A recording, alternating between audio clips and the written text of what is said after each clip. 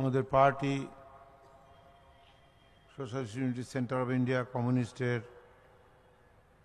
সাধারণ সম্পাদক এবং মহান চিন্তানায়ক কমরেড সিদ্ধার্থ ঘোষের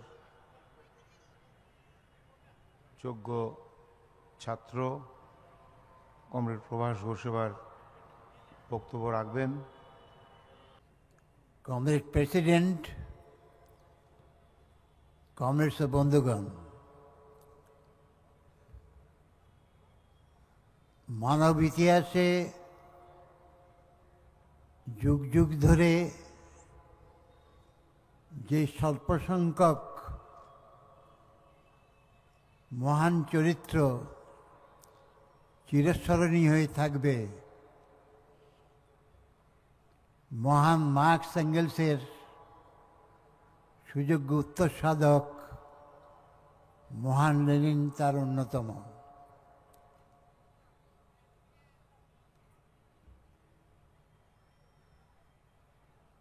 যুগ যুগ ধরে একটা প্রচলিত ধারণা ছিল ধনী গরিব চিরদিন ছিল, চিরদিন থাকবে। এটা ঈশ্বরের বিধান। গরিব পাপ করেছে, পাপের ফল ভোগ করছে। ধনীরা পূর্বজন্মে পুণ্য করেছে, পুণ্যের ফল ভোগ করছে। এই হচ্ছে ধর্মীয় চিন্তার প্রচার।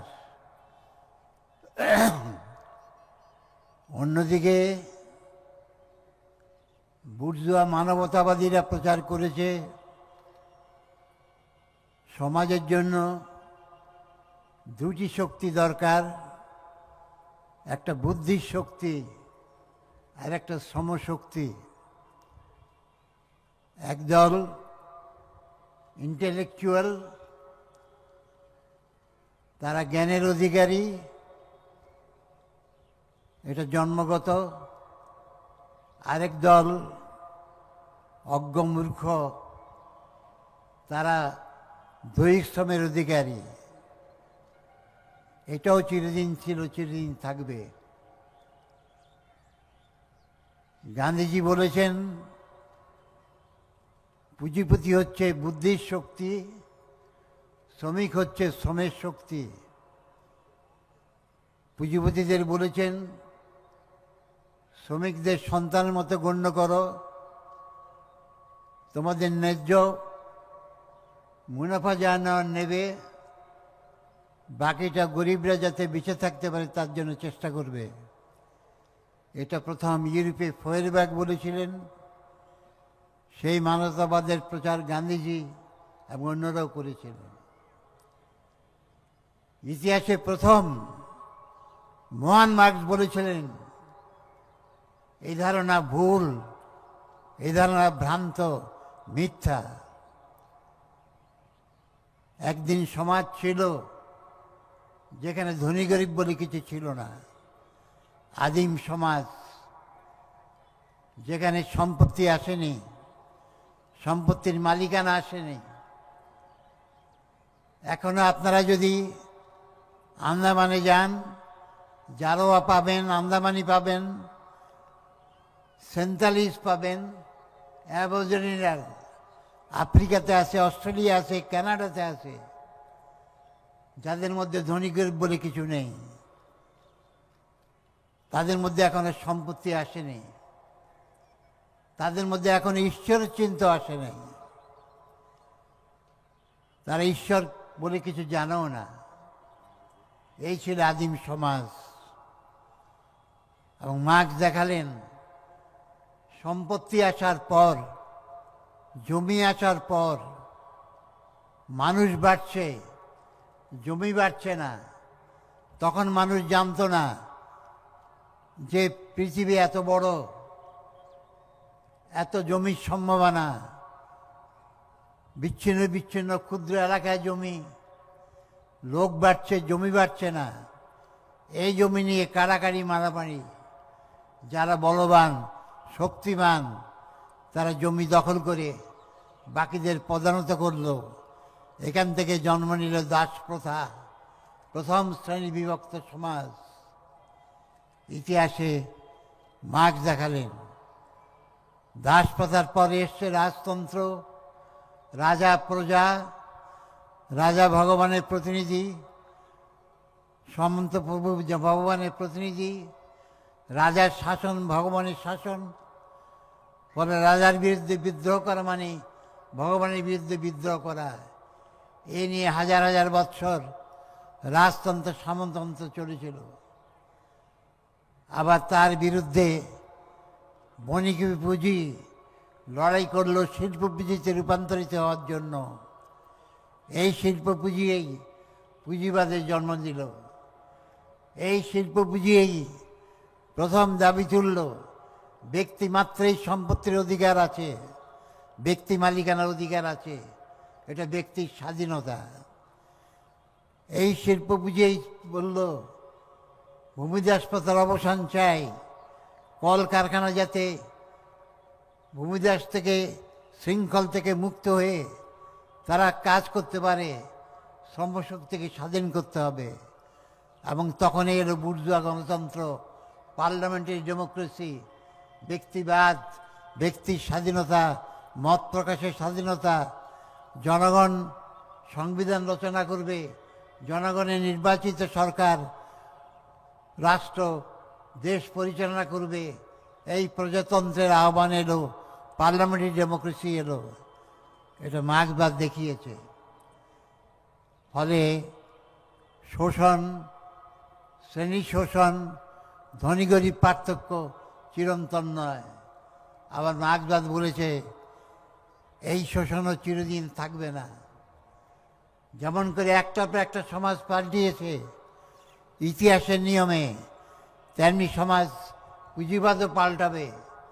এই শ্রমিক শ্রেণী পুঁজিবাদকে উচ্ছেদ করবে, এই শ্রমিক শ্রেণী সমাজতন্ত্র প্রতিষ্ঠা করবে। মহান মার্ক্সের এই শিক্ষাকে প্রথম ইতিহাসে কার্যকরী করে বাস্তবে প্রমাণ করলেন মহান লেনিন, তার যোগ্য ছাত্র। ইউরোপের সবচেয়ে অনুন্নত দেশ, জার শাসিত সামন্ততান্ত্রিক সম্রাট জার শাসিত রাশিয়ায় তিনি বিপ্লব ঘটিয়ে প্রথম শোষণমুক্ত সমাজ প্রতিষ্ঠা করেছিলেন। 80 বছর এই সমাজতন্ত্র দাঁড়িয়েছিল বিশ্বের বুকে। এই সমাজতন্ত্রকে বারবার পুঁজিবাদ ধ্বংস করার চেষ্টা করেছে। শেষ পর্যন্ত পুঁজিবাদ, বিশ্ব পুঁজিবাদ, সাম্রাজ্যবাদ এবং রাশিয়ার অভ্যন্তরে পরাজিত পুঁজিবাদ উভয়ে চক্রান্ত করে সমাজতন্ত্রকে ধ্বংস করেছে। এবং তার ফলে দুনিয়ার পুঁজিপতিরা, সাম্রাজ্যবাদীরা উল্লসিত। বিপ্লবের ভয় নেই, সমাজতন্ত্রের ভয় নেই। এবং এখন আমাদের দেশে অনেক একদল বিভ্রান্ত বুদ্ধিজীবী, আরেক দল যারা বুদ্ধিকে বিক্রি করে খায়,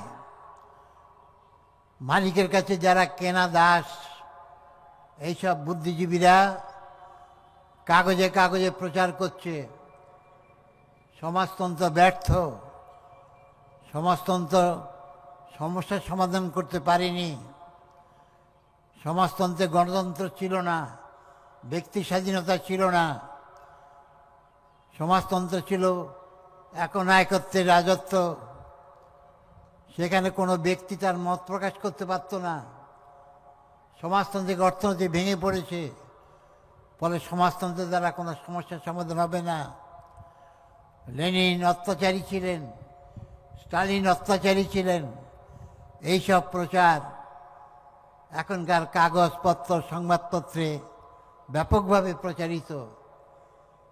এবং এখনকার যারা যুবক যুবতী, যারা 1940 সাল দেখেনি, 1950 সাল দেখেনি, 1960 সাল 70 সাল দেখেনি, এবং যারা এইসব খবর পাওয়ার সুযোগ পায়নি তারা অনেকেই বিভ্রান্ত হচ্ছে এইসব প্রচারের দ্বারা। তাদের আমি স্মরণ করিয়ে দিতে চাই, কবিগুরু রবীন্দ্রনাথ, যাকে সকলেই শ্রদ্ধা করবেন এবং বুদ্ধিজীবী হিসেবে নিশ্চয়ই তিনি স্বীকৃত, এই কবিগুরু রবীন্দ্রনাথ 1934 সালে সমাজতন্ত্র যখন সবে কর্মকাণ্ড শুরু করেছে রাশিয়ায় গিয়েছিলেন। তারপর তিনি লিখছেন রাশিয়ান চিঠিতে যে বৃদ্ধ বয়সে অনেকে আমাকে নিষেধ করেছিল রাশিয়া না যেতে, এসে দেখলাম না এলে আমার একটা বিরাট পাপ হতো। পৃথিবীর সবচেয়ে ঐতিহাসিক যজ্ঞ হচ্ছে এই রাশিয়াতে। বলছেন একদিন ফরাসি বিপ্লব সাম্যমূর্তি স্বাধীনতার বাণী তুলেছিল, কিন্তু তারা রক্ষা করতে পারেনি। কিন্তু রাশিয়া সাম্যমূর্তি স্বাধীনতার বাণীকে কার্যকরী করছে, নূতন সভ্যতা গড়ে তুলছে। এই একটি দেশ হাজার হাজার বছরের ইতিহাসকে পাল্টাচ্ছে। রবীন্দ্রনাথ তো কমিউনিস্ট ছিলেন না, তিনি মানবতাবাদী ছিলেন। তিনি দিকে মুগ্ধ হয়েছিলেন। 1934 সাল, 1939 সালে রবীন্দ্রনাথের অসাধারণ উক্তি শুনলে আপনারা চমকে উঠবেন।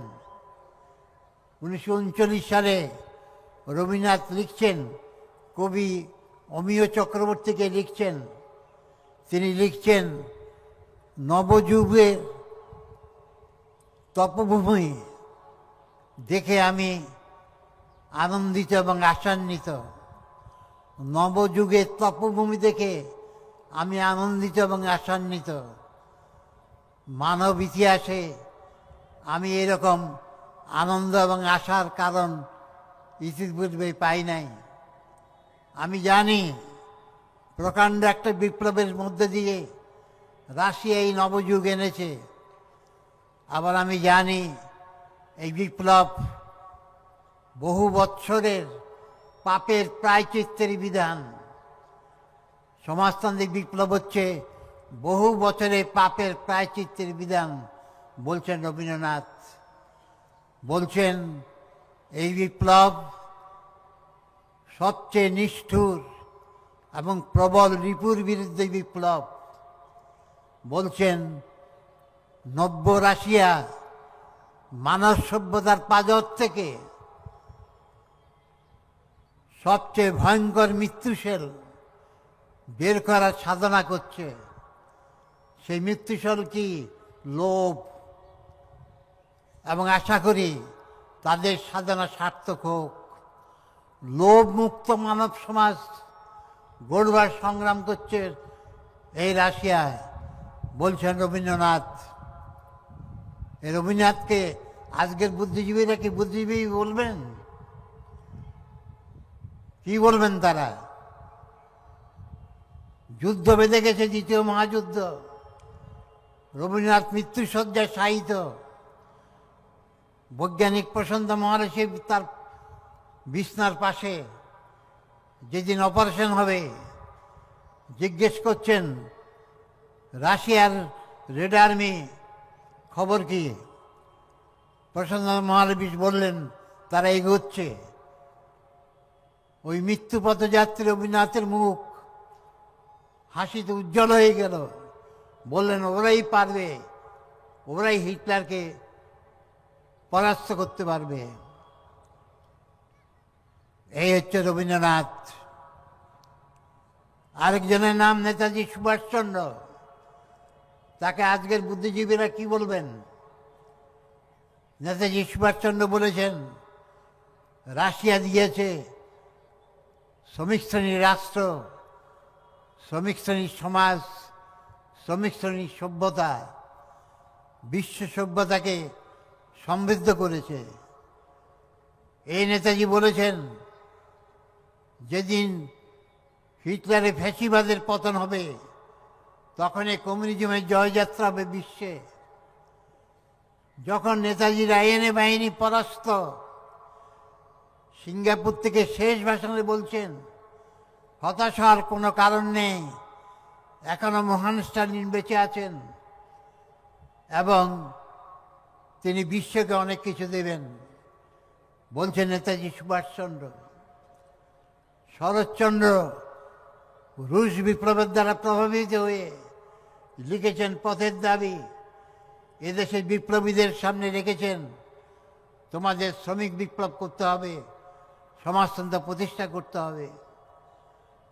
শহীদ ভগৎ সিং, তাকে মৃত্যুর আগে বলা হয়েছিল, তুমি তো ঈশ্বর মানো না, অন্তত ফাঁসির আগে একটা ধর্মগ্রন্থ পাঠ করো। ভগৎ সিং উত্তর দিচ্ছেন, আমি আমার ধর্মগ্রন্থ পাঠ করছি, সেটা হচ্ছে লেনিনের জীবনী। এই হচ্ছে ভগৎ সিং। সেই সময়ে প্রেমচাঁদ, সুব্রহ্মণ্যম ভারতী হতে শুরু করে নজরুল, প্রত্যেকেই সোভিয়েত সমাজতন্ত্রের জয়গান গেয়েছেন। এমনকি যারা কমিউনিস্ট ছিলেন না, এমনকি যারা আপোষকামী, গান্ধীজি, নেহরু, এরাও সোভিয়েত ইউনিয়নকে শ্রদ্ধা করতেন, তাদের লেখার মধ্যে পাওয়া যায়, যদিও তারা মার্ক্সবাদ কমিউনিজমের সাথে একমত ছিলেন না। কিন্তু একটা নূতন সভ্যতা হিসেবে সকলেই শ্রদ্ধার চোখে দেখত। ইউরোপের রোমারোলা, যাকে রবীন্দ্রনাথ শ্রদ্ধা করতেন, সে রোমারোলা বলেছেন, আমি সোভিয়েত সমাজতন্ত্রের উদ্দেশ্য এবং লক্ষ্যে বিশ্বাসী, যতদিন বেঁচে থাকব এই সময় সোভিয়েত সমাজতন্ত্রের পক্ষে আমি কাজ করে যাব। আবার তিনি বলেছেন, সাম্রাজ্যবাদীরা সোভিয়েতকে ধ্বংস করার ষড়যন্ত্র করছে, সোভিয়েত যদি ধ্বংস হয়ে যায় তাহলে রাশিয়ার শ্রমিকরাই শুধু কৃতদাস হবে না, গোটা বিশ্বে ব্যক্তি এবং সামাজিক স্বাধীনতার অবসান ঘটবে। লক্ষ্য করুন, ব্যক্তি এবং সামাজিক স্বাধীনতার অবসান ঘটবে, গোটা বিশ্বে অন্ধকার নেমে আসবে, যেটা আজকে আমরা প্রত্যক্ষ করছি। বার্নার্সকে একজন জিজ্ঞেস করেছিলেন, আরেকজন ইউরোপের মনীষী বার্নার্স, তিনি তাকে জিজ্ঞেস করেছিলেন, কোন দেশে সত্যিকারের গণতন্ত্র আছে?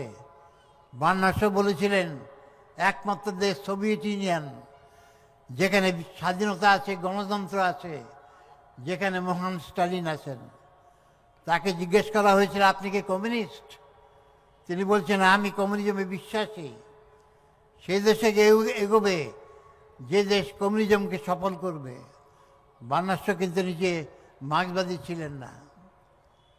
আইনস্টাইন সোভিয়েত সমাজতন্ত্রের পক্ষে লিখেছেন।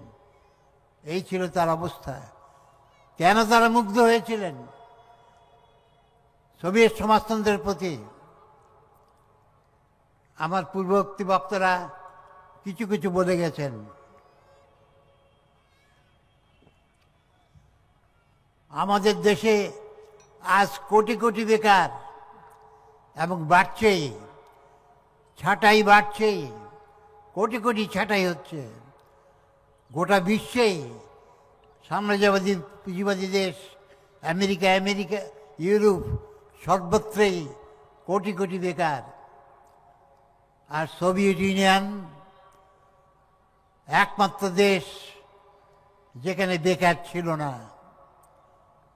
বরঞ্চ সোভিয়েত ইউনিয়ন ঘোষণা করেছিল, প্রত্যেককে কাজ করতে হবে, যদি কাজ না করো তাহলে খাদ্য জুটবে না। সোভিয়েত ইউনিয়নে বেকার বলে কিছু ছিল না, ছাঁটাই বলে কিছু ছিল না। প্রত্যেকে তার যোগ্যতা অনুযায়ী কাজ পেয়েছিল সোভিয়েত ইউনিয়নে, এবং উপযুক্তভাবে বাঁচার মতো মজুরি পেয়েছিল সোভিয়েত ইউনিয়নে। সোভিয়েত ইউনিয়নে রাষ্ট্র নির্ধারিত জিনিসপত্রের দাম ছিল, যাতে প্রত্যেক মানুষ তার বাঁচার মতো ক্রয় করতে পারে। দাম নির্ধারণ করত রাষ্ট্র, খাদ্যদ্রব্য অন্যান্য জিনিসপত্র নিয়ে ব্যবসা করা, ইচ্ছামতো দাম বাড়ানো, এর কোনো সুযোগ সোভিয়েত ইউনিয়নে ছিল না। সোভিয়েত ইউনিয়নে স্বল্প ভাড়ায় বাড়ি পাওয়া যেত। সোভিয়েত ইউনিয়নে বিনামূল্যে বিদ্যুৎ পাওয়া যেত, জ্বালানি পাওয়া যেত, জল পাওয়া যেত, যাতায়াতের কোনো ভাড়া লাগতো না, পরিবহন ভাড়া লাগতো না। সোভিয়েত ইউনিয়নে যারা অফিসে কারখানায় কাজ করত তাদের পোশাক দিত রাষ্ট্র। সোভিয়েত ইউনিয়নে ইউনিভার্সিটি পর্যন্ত সকল ছাত্রছাত্রীর বিনামূল্যে শিক্ষার সুযোগ ছিল। পাঠ্যপুস্তক থেকে শুরু করে সব কিছু রাষ্ট্র সরবরাহ করত। সোভিয়েত ইউনিয়নে বিনামূল্যে চিকিৎসার সুযোগ ছিল এবং সোভিয়েত ইউনিয়নে ক্রমাগত চিকিৎসা বিজ্ঞানের অগ্রগতি ঘটিয়ে নিত্য নূতন ওষুধ আবিষ্কার করত, যার ফলে স্বাস্থ্যের অনেক উন্নতি হতো। সোভিয়েত ইউনিয়নে শ্রমিকরা বছরে 15 দিন বিনা বেতনে ছুটি পেত। তারা স্বাস্থ্য উদ্ধারের জন্য পাহাড়ি এলাকায় যেত, সমুদ্রের ধারে যেত। সোভিয়েত ইউনিয়নে নারী পুরুষের কাজের ক্ষেত্রে পার্থক্য ছিল না, মজুরির পার্থক্য ছিল না। নারীরা মাতৃকালীন পিরিয়ডে 1.5 বছর ছুটি পেত বেতন সহ, এবং তারপর কাজ করতে গেলে তাদের সন্তানদের জন্য রাষ্ট্রের ক্রেচ থাকত এবং তাদের খাওয়া পোশাকের দায়িত্ব রাষ্ট্র নিত। সোভিয়েত ইউনিয়নে যাতে ঘরে আটকে না থাকতে হয় মহিলাদের, কোঅপারেটিভ কিচেন ছিল। 10-15টি পরিবার মিলে cooperative kitchen, cooperative dining hall, cooperative laundry, যাতে সবাই বাইরে কাজ করতে পারে, মহিলারা যাতে আটকে না পড়ে। সোভিয়েত ইউনিয়নে ছেলে মেয়েদের স্বাস্থ্য উদ্ধারের জন্য সেখানে খেলাধুলার ট্রেনিংয়ের ব্যবস্থা ছিল, যার জন্য সোভিয়েত ইউনিয়ন যতদিন ছিল অলিম্পিকে সবচেয়ে এগিয়ে ছিল।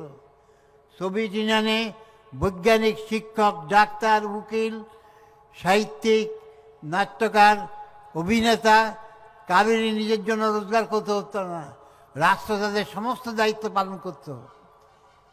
এরকম একটা সমাজ।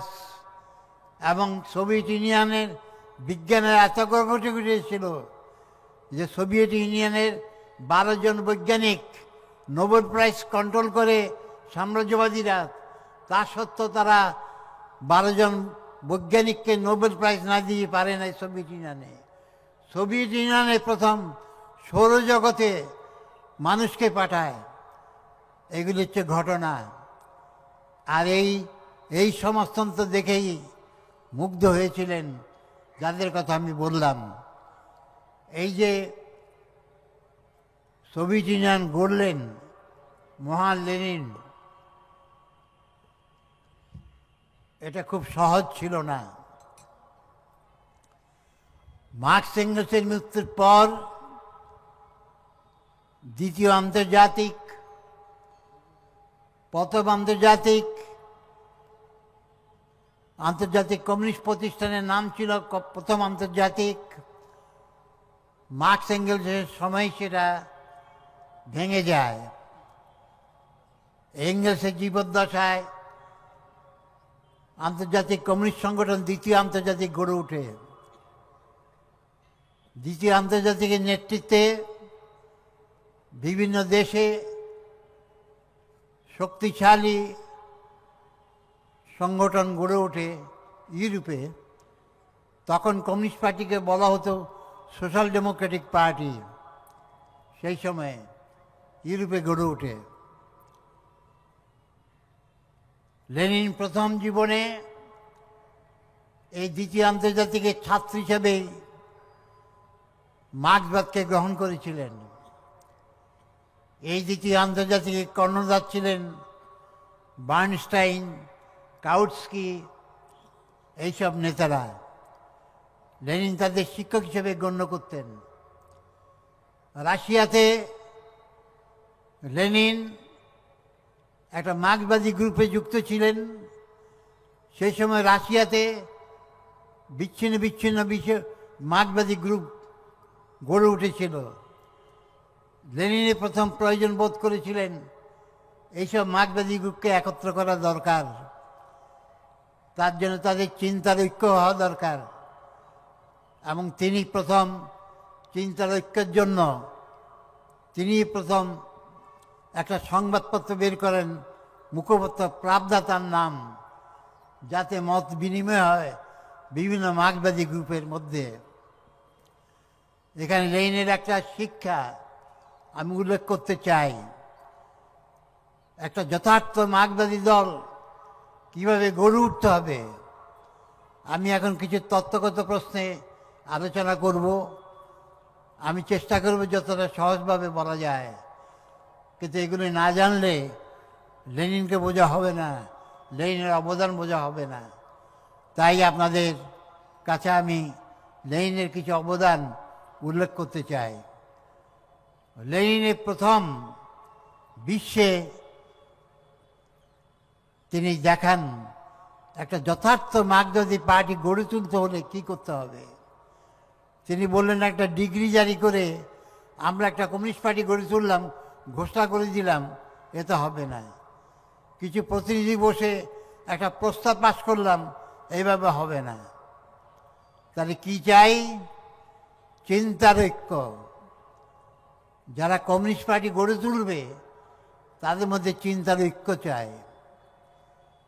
আর তিনি বললেন, একটা কমিউনিস্ট পার্টির আদর্শ একটা বিপ্লবী আদর্শ, রেভলিউশনারি থিওরি, বিপ্লবী তত্ত্ব ছাড়া কমিউনিস্ট পার্টি গড়ে উঠতে পারে না। এখানে আমি উল্লেখ করতে চাই, লেনিনের এই শিক্ষা থেকেই আমাদের শিক্ষক কমরেড সিদ্ধার্থ ঘোষ, যিনি মার্কস এঙ্গেলস লেনিন স্টালিন মার্কসিজমের ছাত্র, আবার তিনি আমাদের শিক্ষক। লেনিনের শিক্ষাকে ভিত্তি করে কমরেড সিদ্ধার্থ ঘোষ তিনি যখন বিচার করছেন ভারতের কমিউনিস্ট পার্টিকে, আরসিপিআই, আরও অন্যান্য যেসব পার্টি তখন ছিল, বা এমএন রায়ের যে পার্টি সেই সময় ছিল, এরা কেন পারল না? এদের সততা ছিল, নিষ্ঠা ছিল, ত্যাগ ছিল, এদেরকে তিনি শ্রদ্ধা করতেন। তিনি লক্ষ্য করেছিলেন লেনিনের যে শিক্ষা, সেই শিক্ষাকে তারা বাস্তবে প্রয়োগ করতে পারেনি। লেনিন বলছেন, ডিক্রি জারি করে কমিউনিস্ট পার্টি হবে না, একটা প্রস্তাব পাশ করে কিছু গ্রুপ মিলে পার্টি হবে না। পার্টি গড়ে তুলতে হলে একটা নীতি আদর্শের সংগ্রাম চাই, ঐক্য চাই। এটাকে কমরেড সিদ্ধার্থ ঘোষ বললেন আদর্শগত কেন্দ্রিকতা। আর তিনি বললেন, লেনিন যে রেভলিউশনারি থিওরি বলেছে, এটা শুধু বিপ্লবের স্তর না, জনগণতান্ত্রিক বিপ্লবের স্তর বা সমাজতান্ত্রিক বিপ্লবের স্তর, এই রেভলিউশনারি থিওরি না। এই রেভলিউশনারি থিওরি হচ্ছে জীবনের সমস্ত ক্ষেত্রকে ব্যক্ত করে। কমরেড সিদ্ধার্থ ঘোষ বলছেন, লেনিন এটাই বুঝিয়েছিলেন, লেনিনের শিক্ষাকে এইভাবেই বুঝতে হবে।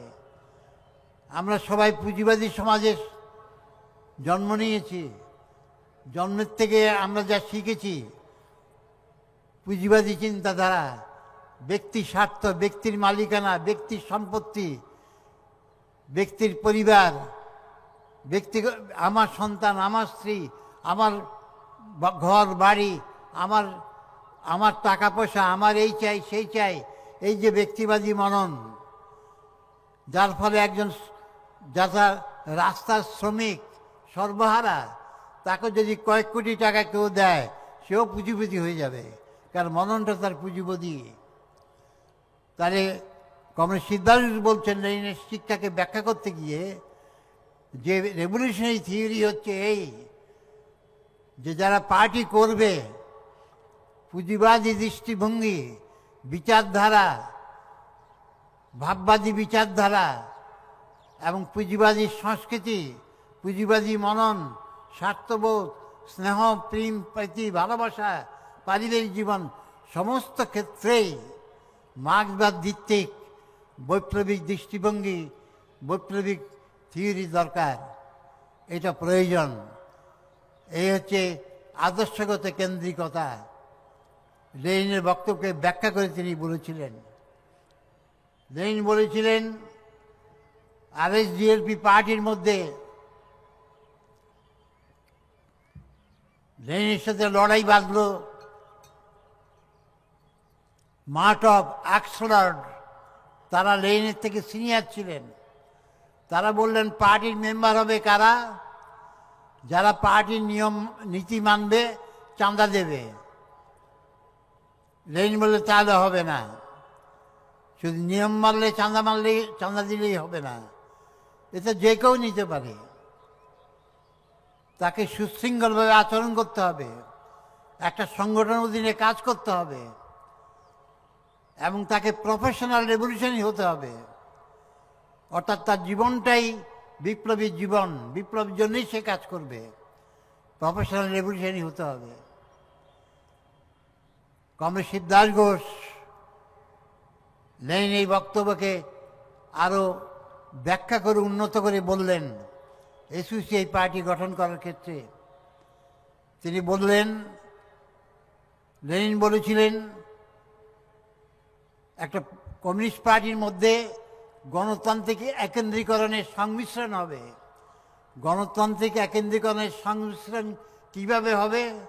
লেনিন বলছেন কমন অ্যাক্টিভিটি, কমন স্ট্রাগলের দ্বারা, একত্রে কাজ করে, একত্রে সংগ্রামের দ্বারা।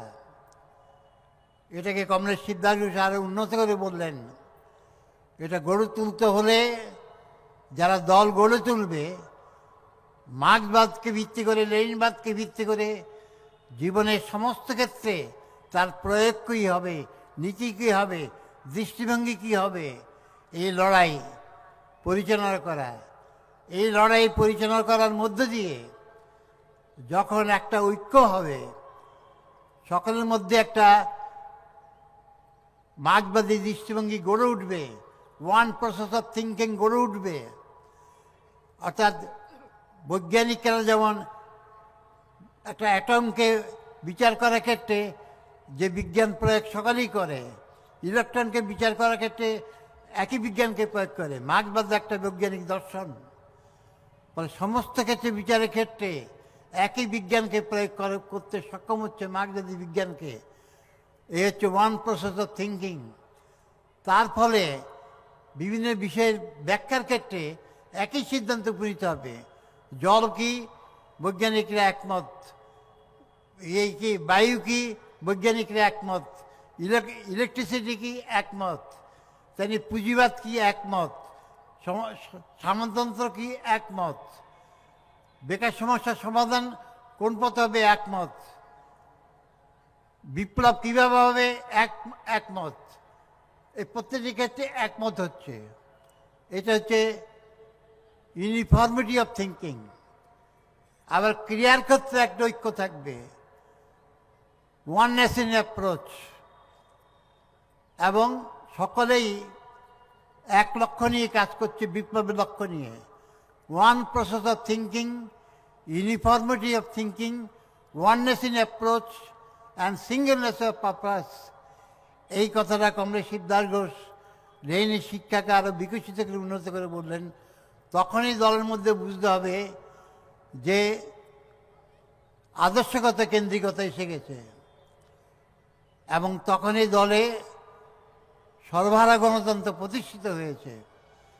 তখনই দলে ব্যক্তিতে ব্যক্তিতে যে নেতৃত্বের দ্বন্দ্ব, ক্ষমতার দ্বন্দ্ব, এটার অবসান ঘটতে পারে। আরেকটা কথা লেনিন বলেছেন, পার্টির নেতা চাই, নেতৃত্ব চাই, অথরিটি চাই। কমরেড শিবদাস ঘোষ বলছেন সেই নেতা গড়ে উঠবে এই দলের মধ্যে, এই সংগ্রামের মধ্যে দিয়ে, যিনি সবচেয়ে শ্রেষ্ঠ রূপে দলের আদর্শ, চিন্তা, সংস্কৃতিকে ব্যক্ত করতে পারেন, এবং যার চরিত্রের মধ্যে দিয়েও সে আদর্শ চরিত্র বিকশিত হচ্ছে, প্রতিভাত হচ্ছে। এই নেতার অভ্যুত্থান ঘটেছে। তিনি হচ্ছেন যৌথ নেতৃত্বের মূর্ত প্রতীক। মার্কস, এঙ্গেলস, লেনিন, স্টালিন মাও সেতুং শিবদাস ঘোষ হচ্ছে সেই নেতা। এইভাবে কমরেড শিবদাস ঘোষ লেনিনের শিক্ষাকে আমাদের দেশে প্রয়োগ করেছেন। কিন্তু এর মূল শিক্ষাটা লেনিনে প্রথম উত্থাপন করেছেন একটা মার্ক্সবাদী পার্টি গঠন করার ক্ষেত্রে, যেটা আমাদের লেনিনের কাছে সমস্ত দেশের কমিউনিস্ট আন্দোলন ঋণী। আবার লেনিনের শিক্ষা অনুযায়ী আবার নূতন পরিস্থিতির পরিপ্রেক্ষিতে কমরেড শিবদাস ঘোষ তাকে উন্নত করেছেন। Comrade Shibdas Ghosh professional revolution বলতে বলেছেন, শুধু দলের কাজ সারাক্ষণ করছে তাই নয়। সোভিয়েত পার্টিতে দুই ধরনের মেম্বার, ক্যান্ডিডেট মেম্বার। আমাদের দলে কমরেড শিবদাস ঘোষ তিন ধরনের মেম্বার চালু করেছেন, অ্যাপ্লিকেন্ট মেম্বার, স্টাফ মেম্বার। এই স্টাফ মেম্বার হচ্ছে প্রফেশনাল রেভলিউশনারি। সোভিয়েত পার্টিতে সারাক্ষণ কাজ করছে পার্টি, তারা প্রফেশনাল রেভলিউশনারি। আমাদের পার্টিতে কমরেড শিবদাস ঘোষ যেটাকে আনলেন, ব্যক্তিবাদের সংকট, যে ব্যক্তিবাদের সংকট লেনিন দেখে যাননি। এই প্রশ্ন আমি পরে আলোচনা করব।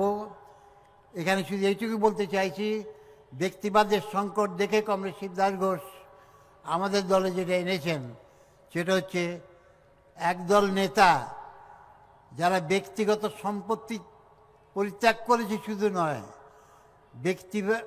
ব্যক্তিবাদী চিন্তা, ব্যক্তিবাদী স্বার্থ সব কিছু পরিত্যাগ করে বিপ্লবী জীবন, বিপ্লবের স্বার্থে আমার স্বার্থ, দলের স্বার্থে আমার স্বার্থ, শ্রমিক শ্রেণীর স্বার্থে আমার স্বার্থ, এভাবে একাত্ম হয়ে গেছে।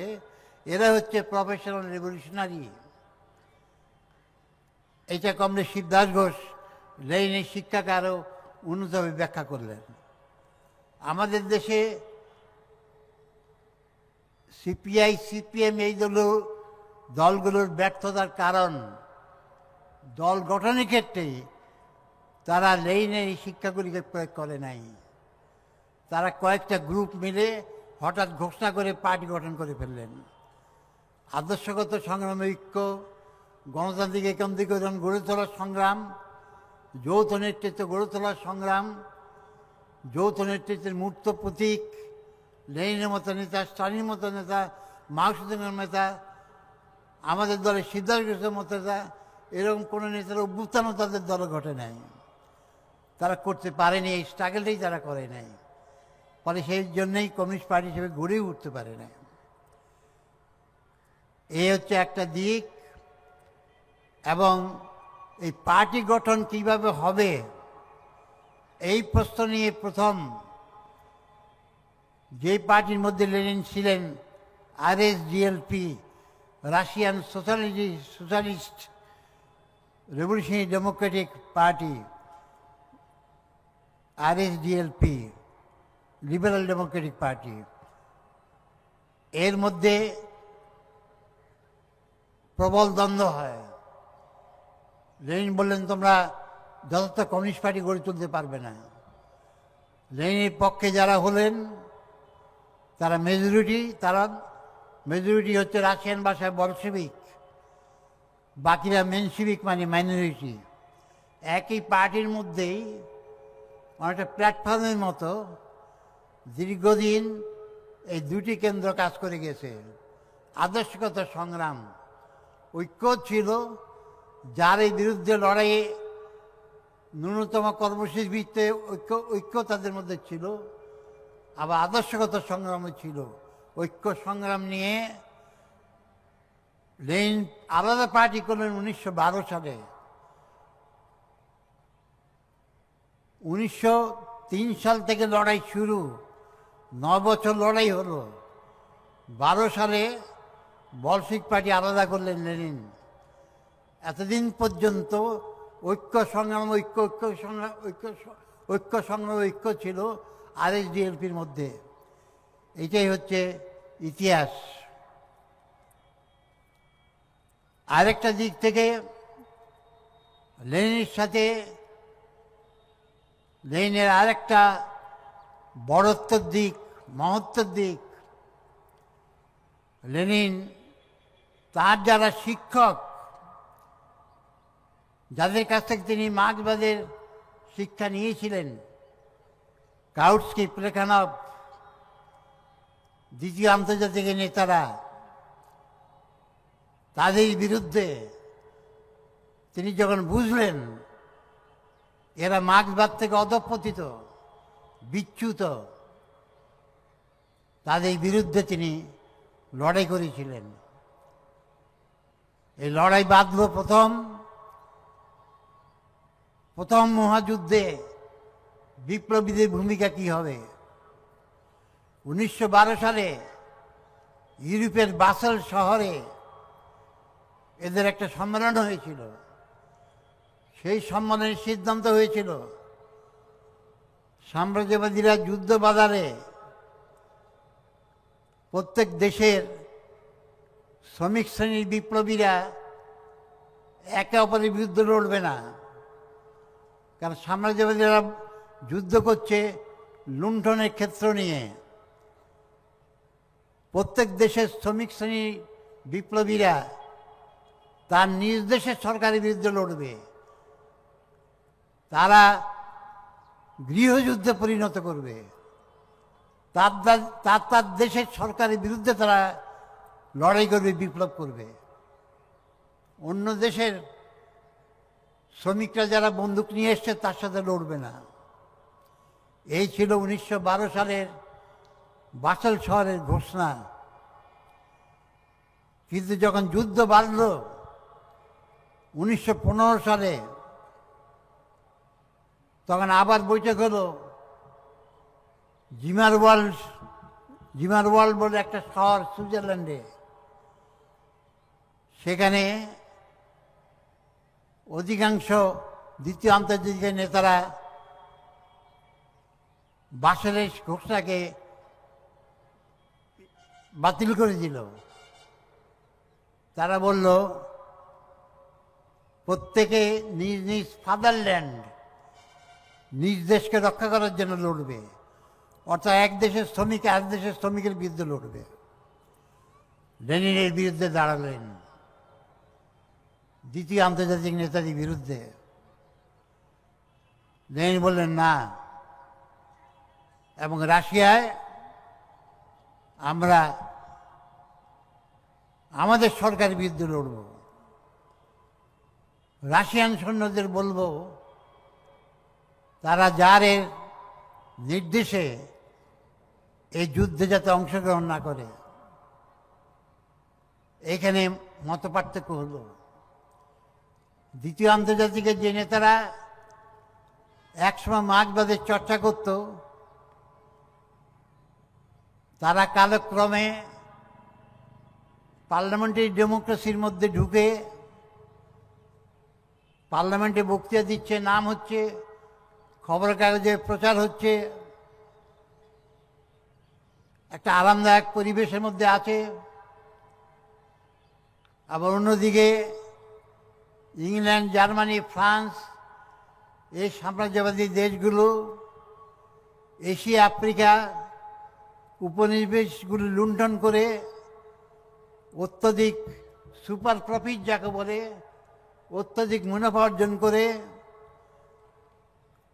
ইংল্যান্ড, ফ্রান্স, জার্মানির শ্রমিকদের নেতাদের তারা টাকা দিয়ে কিনে নিল। এইসব পার্টি নেতাদেরও নানান সুযোগ সুবিধা দিল। এর মধ্যে দিয়ে আস্তে আস্তে তাদের বিপ্লবী সত্তা নষ্ট হয়ে গেল, মরে গেল, এবং তারা মার্ক্সবাদ থেকে বিচ্যুত হলো। মার্ক্সবাদের কথা বলতো, কিন্তু মার্ক্সবাদের বিপ্লবী সত্তাকে তারা হত্যা করল। লেনিন বলছেন মার্ক্সবাদ যে ক্ষুরধার তাকে তারা ভোতা করে দিল, মার্ক্সবাদের যে বিপ্লবী প্রাণ তাকে তারা হত্যা করল। এখানেও লেনিন আন্তর্জাতিক ক্ষেত্রে এই দ্বিতীয় আন্তর্জাতিক বিরুদ্ধে তীব্র লড়াই করেছেন। আরও লড়াই তার হয়েছিল। 1905 সালে রাশিয়া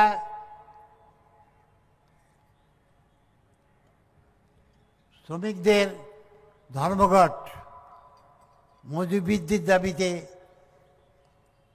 কাজের সময় 8 ঘন্টা করার দাবিতে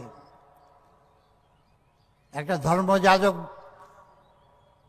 রাশিয়ার জনগণের মধ্যে খ্রিস্ট ধর্মের খুব প্রভাব, শ্রমিকরা নিরক্ষর, অজ্ঞ, ধর্মান্ধ। আমাদের দেশের এখন যা অবস্থা, নাহলে কালীঘাট আর এই অযোধ্যা রাম এসব চলে, তো রাশিয়াতে সেরকম অবস্থা ছিল। এক বিশপ, তার নাম কি, জ্ঞাপন, সে শ্রমিকদের বোঝালো আমাদের জার খুব মহান, চলো মিছিল করে যাই, পিটিশন দাখিল করি। হাজার হাজার গেল, বলশিক পার্টি বুঝিয়ে পারল না, কারণ তখন অন্ধ, ধর্মান্ধ, তারা মিছিল করে যাচ্ছে। লেনিন কিন্তু বলশিক পার্টি কর্মীদের বললো তোমরা এই মিছিলে থাকো, কারণ এদেরকে বোঝাতে হবে, মিছিল থেকেই বোঝাতে হবে। আর যখন গেল, জারের কামান বন্দুক গুলি চালিয়ে হাজার হাজার মারল, রক্তাক্ত হয়ে গেল। এই শ্রমিকরা খেপে গেল, তারা কমিটি করলো, যেটাকে সোভিয়েত বলে, ব্যারিকেড করে লড়াই শুরু করলো, নানান শহরে ছড়িয়ে পড়ল। এই শ্রমিকদের কমিটি মানে হচ্ছে সোভিয়েত গঠন, সোভিয়েত শব্দটা এইখান থেকে এসছে, লড়াইয়ের কমিটি সোভিয়েত। তাদের পক্ষে জাহাজের নাবিকরাও, নৌসেনারও নেমে গেল, কিন্তু শেষ পর্যন্ত বলশিক পার্টির ক্ষমতা ছিল না এটাকে সফল করার মতো শক্তি, ব্যর্থ হলো 1905 সালে। এরপরে প্রথম মহাযুদ্ধ এলো 14 সালে, 15 সালে। একদিকে ইংল্যান্ড, ফ্রান্স, আর এদিকে জার্মানি, এবং তার সাথে জারও যুক্ত। এই যুদ্ধে জার হারছে ক্রমাগত, প্রচুর সৈন্য মারা যাচ্ছে, আর দেশে প্রচণ্ড খাদ্যের সংকট। রাশিয়াতে স্লোগান উঠল, যুদ্ধ নয় শান্তি চাই, আর হলো খাদ্য চাই, আর হলো ব্যক্তির স্বাধীনতা চাই, আর হলো কৃষকের হাতে জমি চাই, জমিদারের হাত থেকে জমি নিয়ে কৃষকদের মধ্যে জমি বন্টন চাই। ফলে শান্তি চাই, খাদ্য চাই, বাক স্বাধীনতা চাই, আর জমি চাই। এই 4টি স্লোগান নিয়ে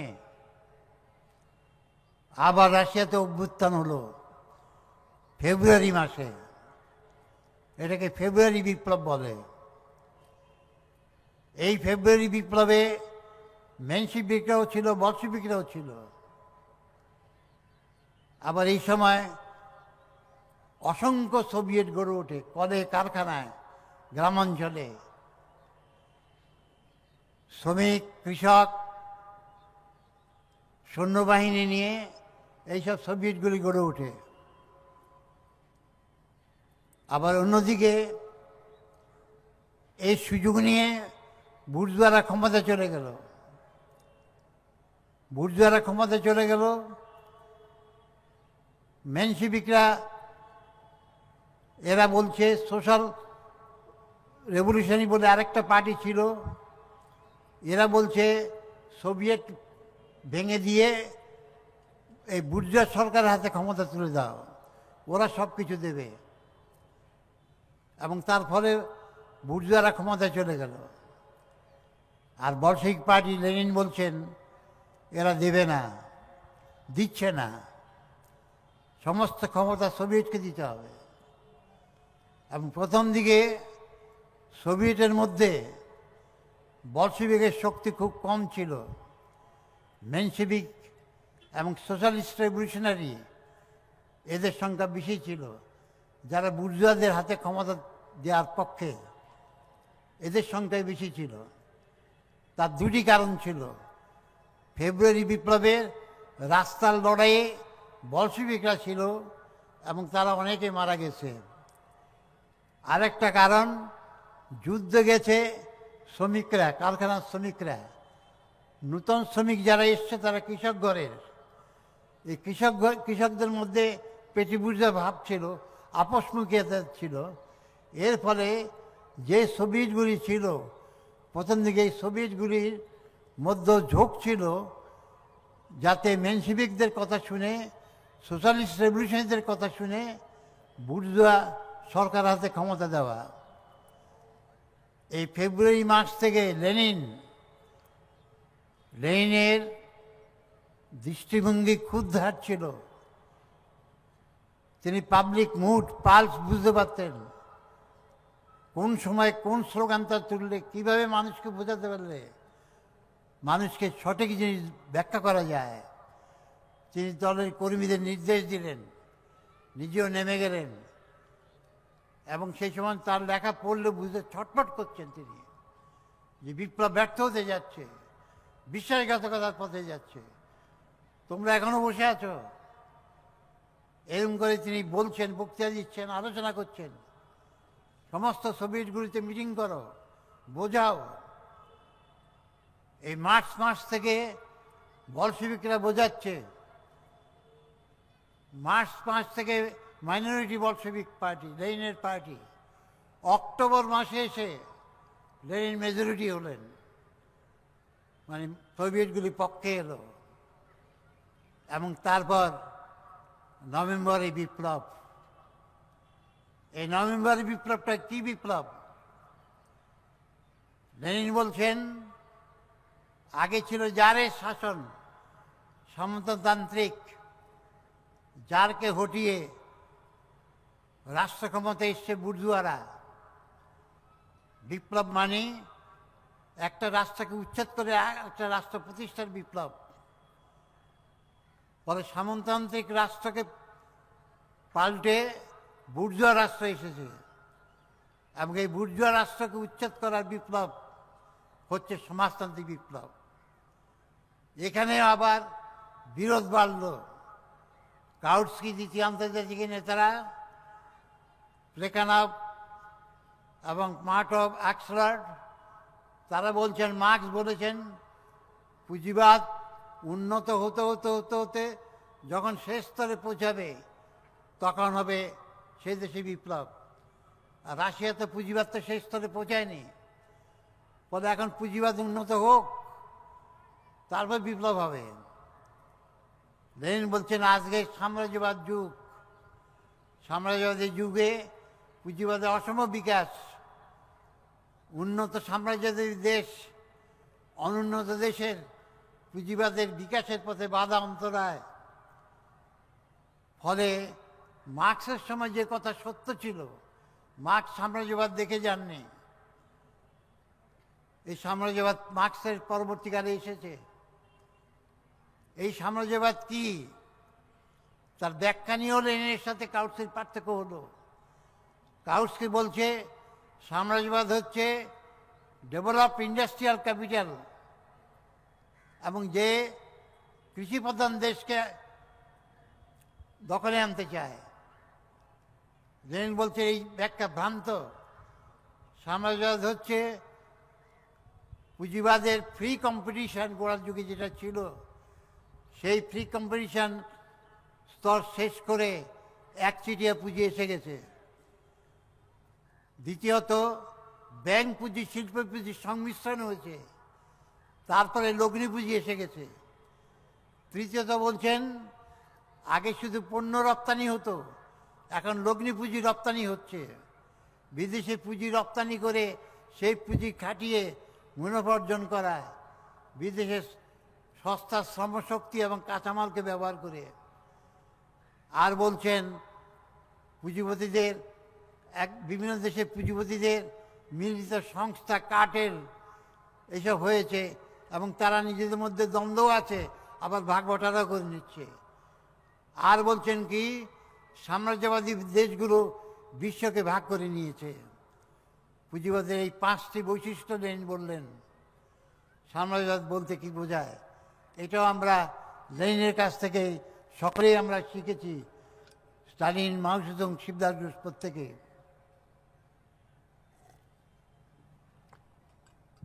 ফলে লেনিন বলছেন এই যুগে রাশিয়াতে ইউরোপের মতো পুঁজিবাদী বিকাশ হবে না, এবং এখন রাশিয়াতে সংকট,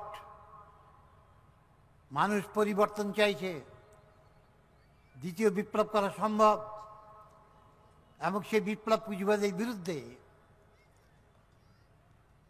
এবং সেই বিপ্লব সমাজতান্ত্রিক, এবং সেই সমাজতান্ত্রিক বিপ্লব বুর্জোয়া গণতান্ত্রিক বিপ্লবের অসম্পূর্ণ কাজকে সমাপ্ত করবে। এবার এই শিক্ষাকেও কমরেড শিবদাস ঘোষ প্রয়োগ করেছেন আমাদের দেশে। কমরেড শিবদাস ঘোষ 48 সালে বলেছেন, যখন পার্টি গঠন হয়, যে ব্রিটিশ সাম্রাজ্যবাদের হাত থেকে ক্ষমতা হস্তান্তরিত হয়েছে ভারতীয় বুর্জোয়াদের হাতে। ভারতবর্ষের স্বাধীনতা আন্দোলনে 2টি ধারা, আপোষমুখী, আপোষহীন বিপ্লবাত্মক, গান্ধীজি আর নেতাজি। গান্ধীজি আপোষমুখী জাতীয় বুর্জোয়ার প্রতিনিধি, বিপ্লব বিরোধী, আর সুভাষ বোস মধ্যবিত্ত বিপ্লববাদের প্রতিনিধি ছিলেন।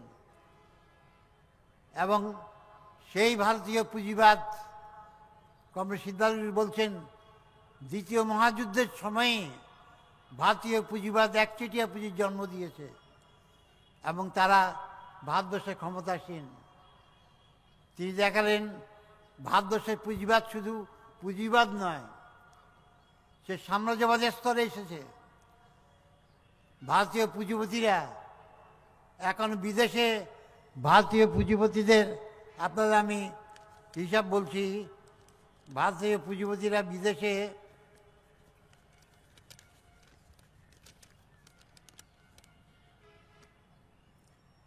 $16,35,350 কোটি টাকা, 16,35,350 কোটি টাকা ভারতীয় পুঁজিপতিরা বিদেশে পুঁজি খাটাচ্ছে।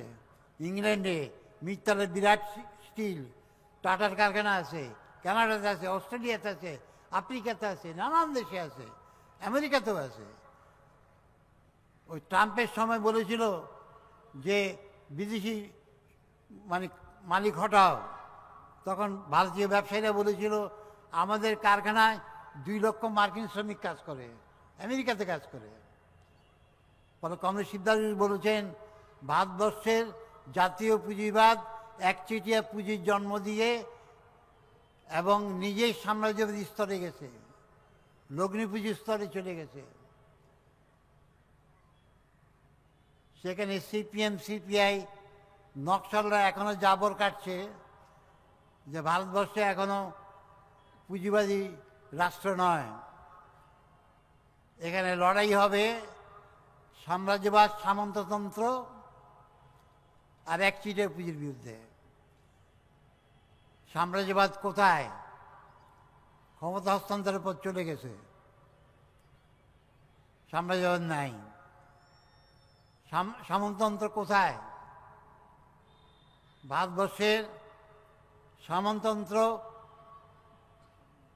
পুঁজিবাদ কৃষিতে গেছে। লেনিন বলছেন জমি কেনা বেচা হয়, শ্রমিক বাজারের পণ্য, আবার কৃষিজাত ফসল বাজারের পণ্য, জাতীয় বাজারের পণ্য। এখন শাকসবজির দামও জাতীয় বাজারের পণ্য হয়ে গেছে। কোথায় সামন্ততন্ত্র? আছে জোরদার, কিছু কিছু প্রদেশে শক্তিশালী জোরদার আছে, এই হচ্ছে বাস্তব। বলে সাম্রাজ্যবাদও ভারতবর্ষে করছে না, লগ্নি পুঁজি আছে, বিদেশি পুঁজি ভারতবর্ষে আছে।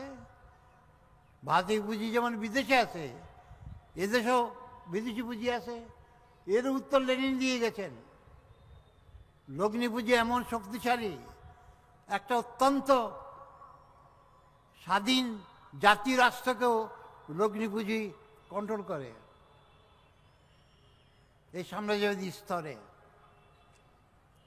আর ওরা বিপ্লব করবেন bourgeois landlord state headed by big bourgeoisie. Bourgeois landlord state, তাহলে বুর্জোয়া স্টেট। ল্যান্ডলর্ড কারা? ল্যান্ডলর্ড কি মানে আগেকার দিনে জমিদার না জোরদার? পুঁজিপতি, গ্রামীণ পুঁজিপতি। বিগ বুর্জোয়াজিকে এটা কি মার্কেন্টাইল ক্যাপিটাল, কম্পারেটর ক্যাপিটাল নাকি মনোপলিস্ট? এই নিয়ে চলছে বিপ্লবের তত্ত্ব। কিন্তু লেনিনের শিক্ষাকে যথার্থ রূপে কার্যকরী করেছেন কমরেড শিবদাস ঘোষ, ভারতবর্ষের সমাজতান্ত্রিক বিপ্লবের স্তর নির্ধারণ করে। এটা আমাদের বুঝতে হবে। লেনিন সর্বহারা চরিত্র সংস্কৃতির কথা বলেছেন।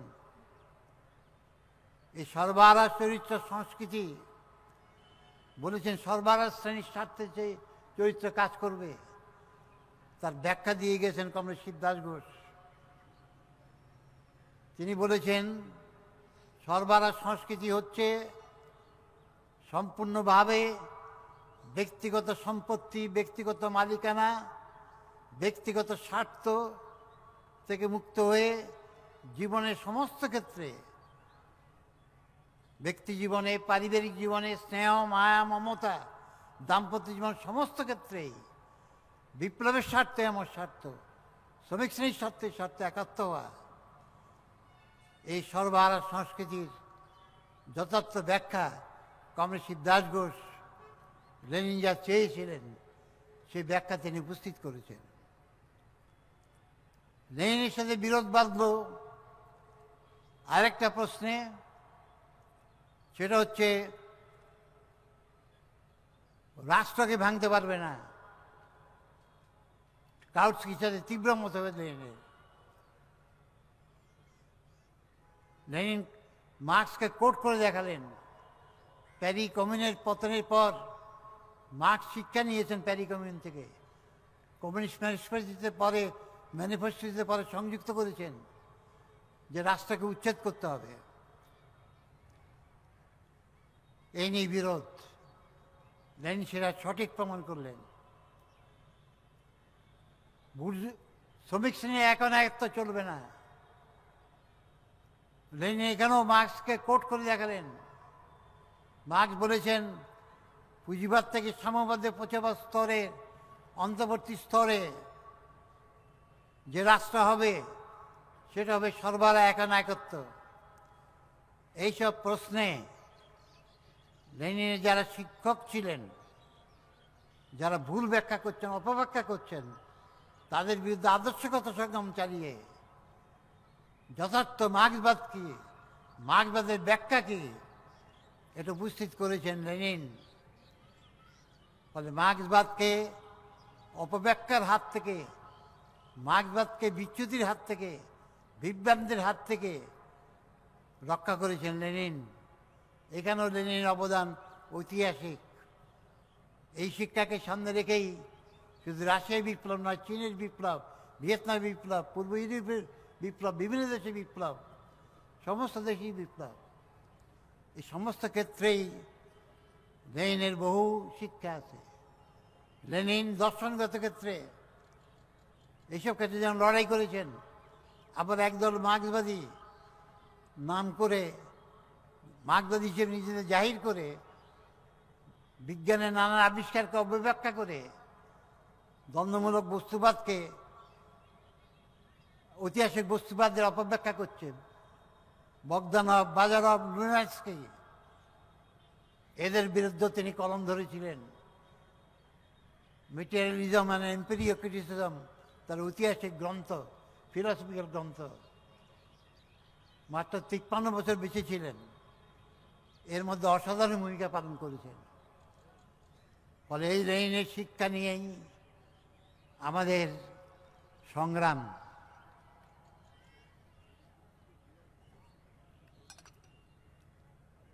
যে কথা আমার পূর্ববর্তী বক্তা বলে গেছেন, লেনিন এই শিক্ষা দিয়েছেন, যতক্ষণ জনগণের মধ্যে নির্বাচনী মোহ থাকে, নির্বাচনের জালে জড়িয়ে যায়, এটা কমরেড ঘোষের শব্দ, ততক্ষণ বিপ্লবীরা নির্বাচনে নামতে বাধ্য হয়। জার্মানির একদল বলল, আমরা তো জানি পার্লামেন্টের দ্বারা হবে না, তাহলে যাবো কেন? লেনিন বলছেন, তোমরা জানো পার্লামেন্টের দ্বারা হবে না, শ্রমিক শ্রেণী জানে, জনগণ জানে, তাদের তো বোঝাতে হবে পার্লামেন্টের দ্বারা হবে না। ফলে পার্লামেন্টে নেমে, পার্লামেন্টের ভিতরে গিয়ে পার্লামেন্টের মুখোশ খুলে দেবে, আবার বাইরের শ্রেণী সংগ্রাম বিপ্লবী আন্দোলন গড়ে তুলবে। এই জন্যেই যেতে হয়। লেনিন বলছেন, আমাকেও যেতে হয়েছে, বিপ্লবের আগেও আমি গিয়েছি বারবার পার্লামেন্টে, এমনকি বিপ্লব করার পরও 1918 সাল পর্যন্ত রাশিয়াতে বুর্জোয়া পার্লামেন্ট আমি টিকিয়ে রেখেছিলাম, কারণ তখনও কিছু লোকের মোহ ছিল বুর্জোয়া পার্লামেন্ট সম্পর্কে। ফলে আমরা এইভাবেই দেখি। আবার লেনিন যেটা দেখে যাননি, জানি আমাদের সাথে সিপিএমের বিরোধ হয়েছিল 67 সাল থেকে পরবর্তীকালে। লেনিন তো দেখে যাননি একটা বিপ্লবী দল বা বামপন্থীরা সরকার করবে। তাহলে সরকার করলে সেই সরকার একটা বুর্জোয়া সরকারের মতো কাজ করবে, নাকি একটা বিপ্লবী দৃষ্টিভঙ্গি নিয়ে, একটা সংগ্রামী বামপন্থী দৃষ্টিভঙ্গি নিয়ে কাজ করবে? আমরা বলেছিলাম যুক্তফ্রন্ট সরকারকে ঘোষণা করতে হবে শ্রমিক কৃষকের আন্দোলন, জনগণের আন্দোলন, ছাত্র আন্দোলন আগে যেমন পুলিশ আক্রমণ করতো, অত্যাচার করতো, এটা বন্ধ হবে, বরং সেই আন্দোলনগুলোকে উৎসাহিত করতে হবে। কমরেড সিদ্ধার্থ ঘোষ বলেছিলেন। সিপিএম রাজি হয়নি, আরএসপি সিপিআই রাজি হয়নি, বাংলা কংগ্রেস এরা কেউই রাজি হয়নি। আমি বললাম, আমরা থাকবো না, তোমরা করো, আমরা সমর্থন করব। তখন আজকের সিপিএম না, 64-এর সিপিএমের কর্মীদের মধ্যে একটা জঙ্গি ভাব ছিল, লড়াই ভাব ছিল। নেতারা বুঝলো পাবলিক এটা জেনে গেলে নেতারা বেকায়দায় পড়বে, তখন ভাবলো এই সুইসিটা ছোটো পার্টি, লিখে নাও, ও কিছু করতে পারবে না। আর আমাদের বেকায়দায় ফেলার জন্য লেবার মিনিস্ট্রি দিল। আর আমাদের লেবার মিনিস্টার সুবোধ ব্যানার্জি প্রথমে ঘোষণা করলেন শ্রমিক আন্দোলনে পুলিশ আক্রমণ হবে না। পশ্চিমবাংলার শ্রমিক আন্দোলনের জোয়ার, কৃষক আন্দোলনের জোয়ার শুরু হলো। টাটা বিলে আটকে উঠল, বলল এসইউসিআইকে মিনিস্ট্রি থেকে সরাও। জ্যোতিবাবু অজয় মুখার্জির গোপন বৈঠক পর্যন্ত হলো। পরবর্তীকালে অজয় মুখার্জি খবরের কাগজে বলেছিল, এই সময় সুবোধ ব্যানার্জি লিকুমিনিয়া ওষুধ বললো, আপনার অসুখ লিকুমিনিয়া ছেড়ে দিন। উনি বললো, আমি যতদিন বেঁচে আছি আমি মন্ত্রীতে কাজ করব। পরবর্তীকালে আমাদের হাত থেকে শ্রম দপ্তর কেড়ে নিল এবং এই ঘোষণাকে আস্তে আস্তে অকার্যকরী করল। 72 সাল থেকে টানা একটা বুর্জোয়া সরকার যেমন করে চালিয়েছে সিপিএম সরকার, তাই বরঞ্চ কংগ্রেস যা পারেনি তাই করেছে। সিপিএম সরকারকে দেখিয়েছে যে পশ্চিমবাংলার আগে যে গণ আন্দোলনের জোয়ার ছিল, বামপন্থী আন্দোলনের জোয়ার ছিল, শ্রমিক আন্দোলনের জোয়ার ছিল, 34 বছরে সেই শ্রমিক আন্দোলনের কোমর ভেঙে দিয়ে চলে গেছে। শুধু সিংহ নন্দীগ্রাম নয়, বিভিন্ন গণ আন্দোলনের ক্ষেত্রে আমরা তো লড়েছি একা। আমরা লড়েছি ইংরেজি প্রাথমিকে রাখতে হবে, ওরা তুলে দিচ্ছিল। 500 ভাতা রাখতে হবে, ওরা তুলে দিয়েছে। আমরা মূল্যবৃদ্ধির বিরুদ্ধে, বাজারের বিরুদ্ধে বহু লড়াই করেছি। আমাদের কর্মীদের রক্ত ঝরেছে। সিপিএমের অ্যান্টি সোশ্যালদের হাতে পুলিশের ব্যাকিংয়ে 69 জন আমাদের নেতাকর্মী খুন হয়েছে। এইখানে গুলিতে মারা গেছে এক শহীদ আছে 1990 সালে, মাদাই হালদার। সেই সময়ে মূল্যবৃদ্ধির বিরুদ্ধে মিছিল করেছিল। এইসব আন্দোলন আমরা তখন করেছি বামপন্থার ঝান্ডা নিয়ে। ঐক্য আমরা ভাঙিনি, ঐক্য ওরা ভেঙেছে। এখানে যদি সিপিএমের কেউ থাকেন তাদের বলবো, আপনাদের পুরনো নেতারা জানতেন 1950 সালে সিপিএমের সাথে কোনো বামপন্থী দল ঐক্য চায়নি, 51-52 সালে চায়নি। কারণ সিপিআইয়ের ভূমিকা 42 সালের ব্রিটিশ সরকারকে সমর্থন করেছিল আগস্ট আন্দোলনের সময়। নেতাজিকে জাপানের দালাল বলেছিল। তখন আরএসপি বিরাট পার্টি, ফরাস ব্লক বিরাট পার্টি, আরসিপিআই বিরাট পার্টি, বলশিবিক পার্টি বিরাট পার্টি, এরা সব বড় ছিল। এরা সিপিআইয়ের সাথে বৈঠক করবে না, ঐক্য করবে না। কমরেড সিদ্ধার্থ বলেছিলেন না, ওরাও বামপন্থী দল, ওদের শক্তি আছে, ওদেরকে আনতে হবে। 1952 সালে আমাদের প্রস্তাবে সিপিআইকে যুক্ত আন্দোলনে আনা হয়। আমি নিজে প্রকাশ কারাটকে এই কথা বলেছি, বিমান বোসের সামনে বলেছি আমি কথা। এই সত্য তারা অস্বীকার করতে পারবে না। আমরা বাম ঐক্য তখন গড়ে তুলেছিলাম। একটা পিরিয়ড ছিল 52 সাল থেকে 66 পর্যন্ত। 64-এ সিপিআই সিপিএম আলাদা হলো।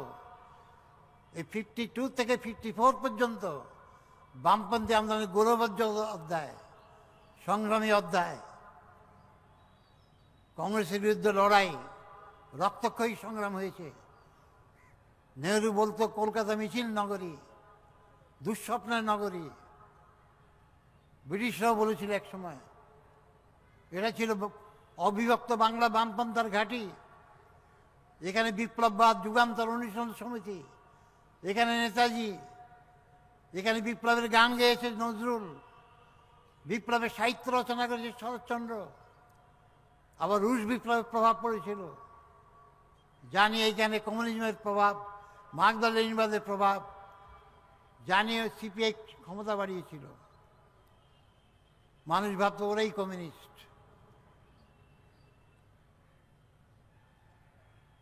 আমাদের সাথে ঐক্য ভাঙলো তারা 71 সালে।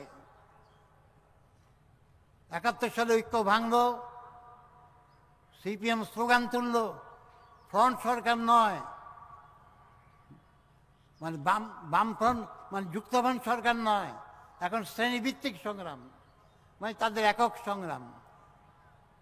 আবার 72 সালে আমাদের সাথে ঐক্য করলো যখন সিপিএম কংগ্রেসে আক্রমণে পর্যদস্ত। আবার আমাদের সাথে ঐক্য ভাঙলো 74 সালে। মতভেদ গোটা ভারতবর্ষে, গণতান্ত্রিক দাবি, চাকরির দাবি, মূল্যবৃদ্ধির বিরুদ্ধে, দুর্নীতির বিরুদ্ধে ছাত্র যুবকদের আন্দোলন চলছে।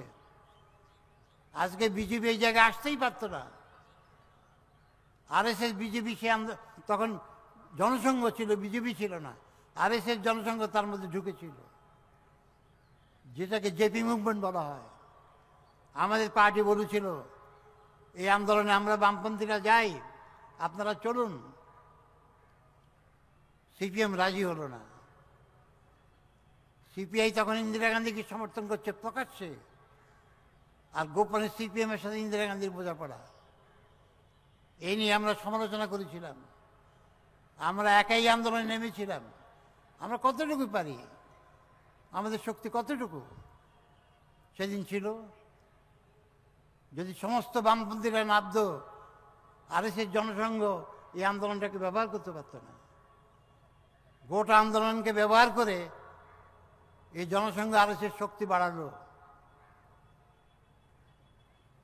আবার জনসংঘ আরএসএস আছে বলে তারা গেল না, এই অজুহাত দিল।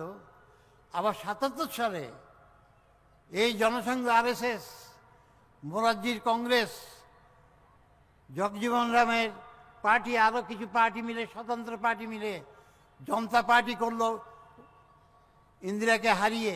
সেই জনতা পার্টিকে সমর্থন করলো সিপিএম। আরএসএস জনসংঘ জেনেও এবং তাদের সমর্থনে এরা 72 সালে জিতল জনতা পার্টির সমর্থনে। এই সিপিএম ভিপি সিং সরকারকে সমর্থন করেছে, সিপিএম এবং বিজেপি একত্রে সমর্থন করেছে। এই ময়দানে জ্যোতি বোস এবং বাজপেয়ী একত্রে মিটিং করে গেছে, অটল বিহারী বাজপেয়ী, জ্যোতি বোস, বিজেপি নেতা, সিপিএম নেতা। এগুলি তারা অস্বীকার করতে পারেন? এইভাবে বামপন্থাকে কলঙ্কিত করেন নাই, বিজেপির শক্তি বৃদ্ধিতে সাহায্য করেন নাই পরোক্ষে। এগুলি রাজনৈতিক সুবিধাবাদ। বিপ্লব বিপ্লব মুখে বলেন, বাস্তবে যা তারা দীর্ঘদিন চর্চা করেন যেটা ভোটের রাজনীতি, কার সাথে কোথায় কিভাবে গেলে কটা সিট পাওয়া যায় বা সরকার করা যায়, কটা এমএলএ এমপি পাওয়া যায়, এই হচ্ছে তাই। যখন যেমন তখন তেমন তীর এসে যায়, এই হচ্ছে বিষয়।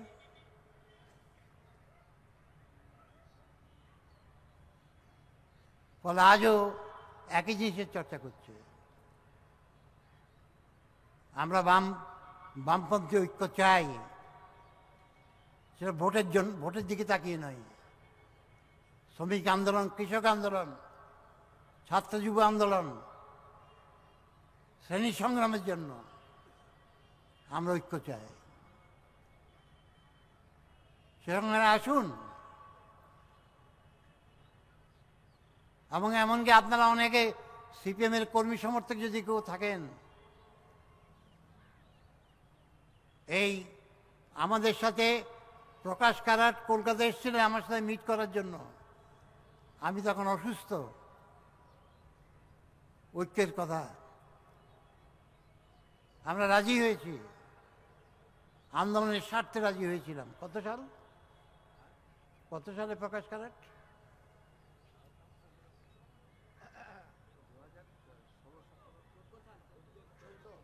14। যাই হোক, 6 পার্টির ঐক্য হলো, ওদের 5, আমরা হইলাম 6। কিন্তু আমরা বলেছিলাম পশ্চিমবাংলা আপনারা যেভাবে সরকার চালিয়েছেন, পশ্চিমবাংলার জনগণ থেকে আপনারা বিচ্ছিন্ন হয়ে গেছেন, ধিক্কৃত হয়েছেন। আপনাদের ভুল স্বীকার করতে হবে। জনগণের সামনে বলুন আমরা ভুল পথে সরকার চালিয়েছি, যে কারণে আপনারা এখনো জনসমর্থন পাচ্ছেন না। ফলে এখানে সাম্রাজ্যবাদের বিরুদ্ধে, সাম্প্রদায়িকতার বিরুদ্ধে প্রোগ্রাম আমরা থাকব, কিন্তু বাকি ঐক্যবদ্ধ আন্দোলনে হবে না। কেন? জনগণ আসবে না। আমরা আপনার একত্র হলে জনগণ আসবে না। ভুল স্বীকার করুন। আপত্তি কোথায়? লেনিন বলেছেন একজন কমিউনিস্ট কিনা তার পরীক্ষা কোথায়? সে ভুল করলে প্রকাশ্যে ভুল স্বীকার করে। শুধু ভুল স্বীকার করে না, প্রকাশ্যে ভুলের কারণ সে বিচার করে এবং কী কী কারণে এই ভুলগুলো হয়েছিল সেটা নির্ধারণ করে এবং কিভাবে ভুল সংশোধন করবে তাও প্রকাশ্যে সে বলে। আপনার আপত্তি কোথায়? আপনারা বলুন। ওরা খালি বলে আমাদের কর্মীদের ঔদ্ধত্যের জন্য পাবলিক এরকম হয়ে গেছে। কর্মীদের উদ্ধত্ত, কর্মীরা জনগণ থেকে বিচ্ছিন্ন। নেতাদের কোনো দোষ নেই, নেতৃত্বের কোনো দোষ নেই। গোটা সরকারটা কিভাবে চালিয়েছিল, একটা ঘরে পর্যন্ত কেউ সমালোচনা করতে পারতো না। সিপিএমে ভয় পেত, দেয়ালের কান আছে, ট্রেনে বাসে কথা বলতে পারতো না।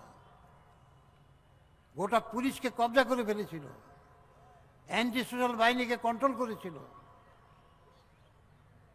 ইউনিভার্সিটির ভিসি হতে শুরু করে স্কুলের পিএন পর্যন্ত পার্টি ঠিক করে দিত।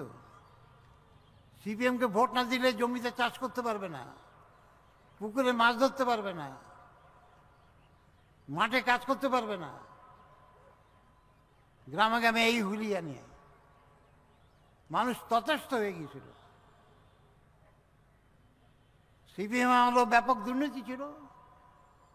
ওদেরই এক মন্ত্রী বিনয় চৌধুরী, প্রথম যুগে যিনি অনেক স্যাক্রিফাইস করেছেন, বিনয় চৌধুরী, তিনি ক্ষিপ্ত হয়ে বললেন প্রমোটার কন্ট্রাক্টরের সরকার।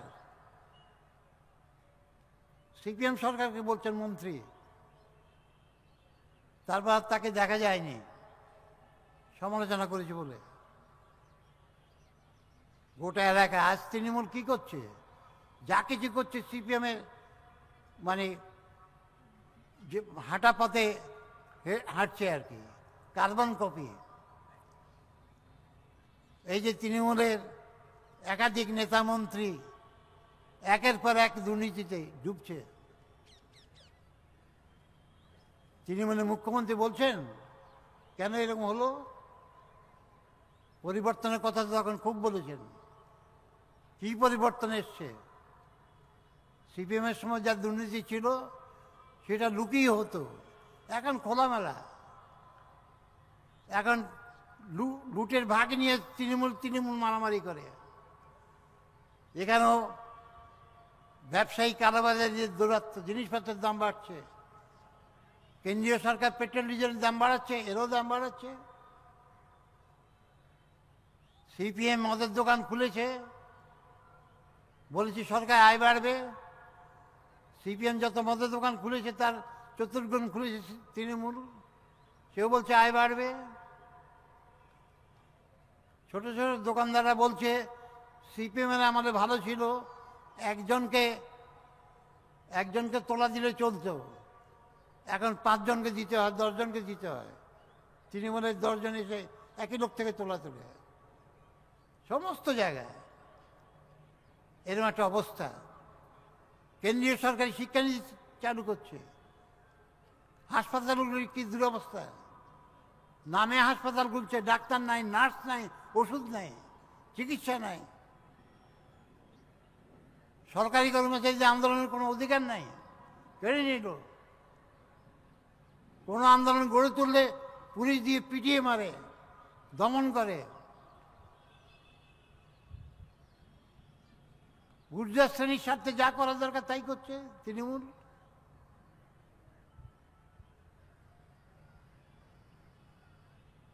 ফলে যেই কথা বলতে চাই, আমাদের দেশের বর্তমান পরিস্থিতিতে লেনের শিক্ষা অনুযায়ী যাকে আরও বিকশিত করেছেন, উন্নত করেছেন আমাদের শিক্ষক কমরেড শিবদাস ঘোষ।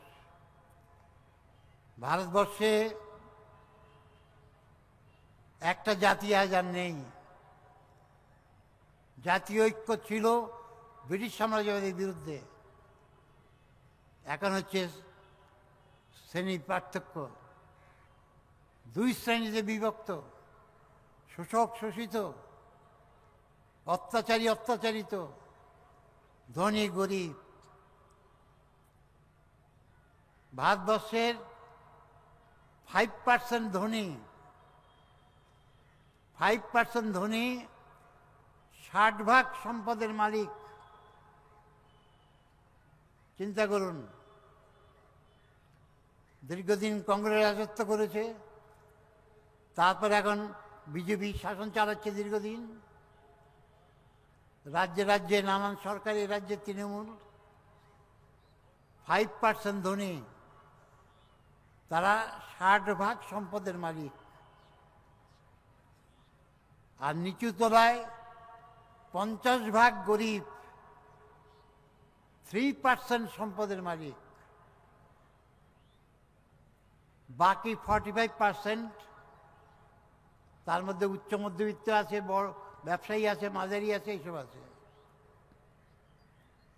ক্রমাগত সম্পদ কেন্দ্রীভূত হচ্ছে এই আম্বানি, আদানি, মিত্তাল, সিঙ্ঘাল, টাটা, বিড়লা, এদের হাতে।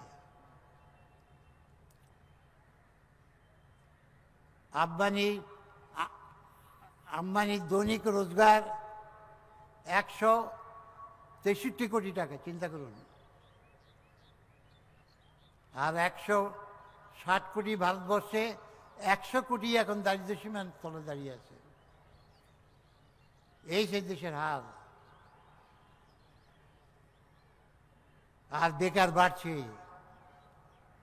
ছাঁটাই হচ্ছে, লক্ষ লক্ষ পোস্ট খালি রেলে, সরকারি দপ্তরে, ডিফেন্স ইন্ডাস্ট্রিতে, খনিতে, কেন্দ্রীয় সরকার, রাজ্য সরকার কাজ দিচ্ছে না। যেখানে কাজ করাচ্ছে, নতুন চালু করেছে কন্ট্রাক্ট সিস্টেম, কন্ট্রাক্টের অধীনে কাজ করো। যেখানে 8 ঘন্টার প্রশ্ন নাই, 10 ঘন্টা 12 ঘন্টা খাটতে হবে, যা মজুরি দেবে তাতে কাজ করতে হবে। কাজ নাই। ইঞ্জিনিয়ারিং পাশ করা ছেলে পিএনএ চাকরির জন্য ছুটছে, পিএইচডি ডিগ্রি পাশ করা ছেলে টোটো চালাচ্ছে। এই যে দেশের অবস্থা।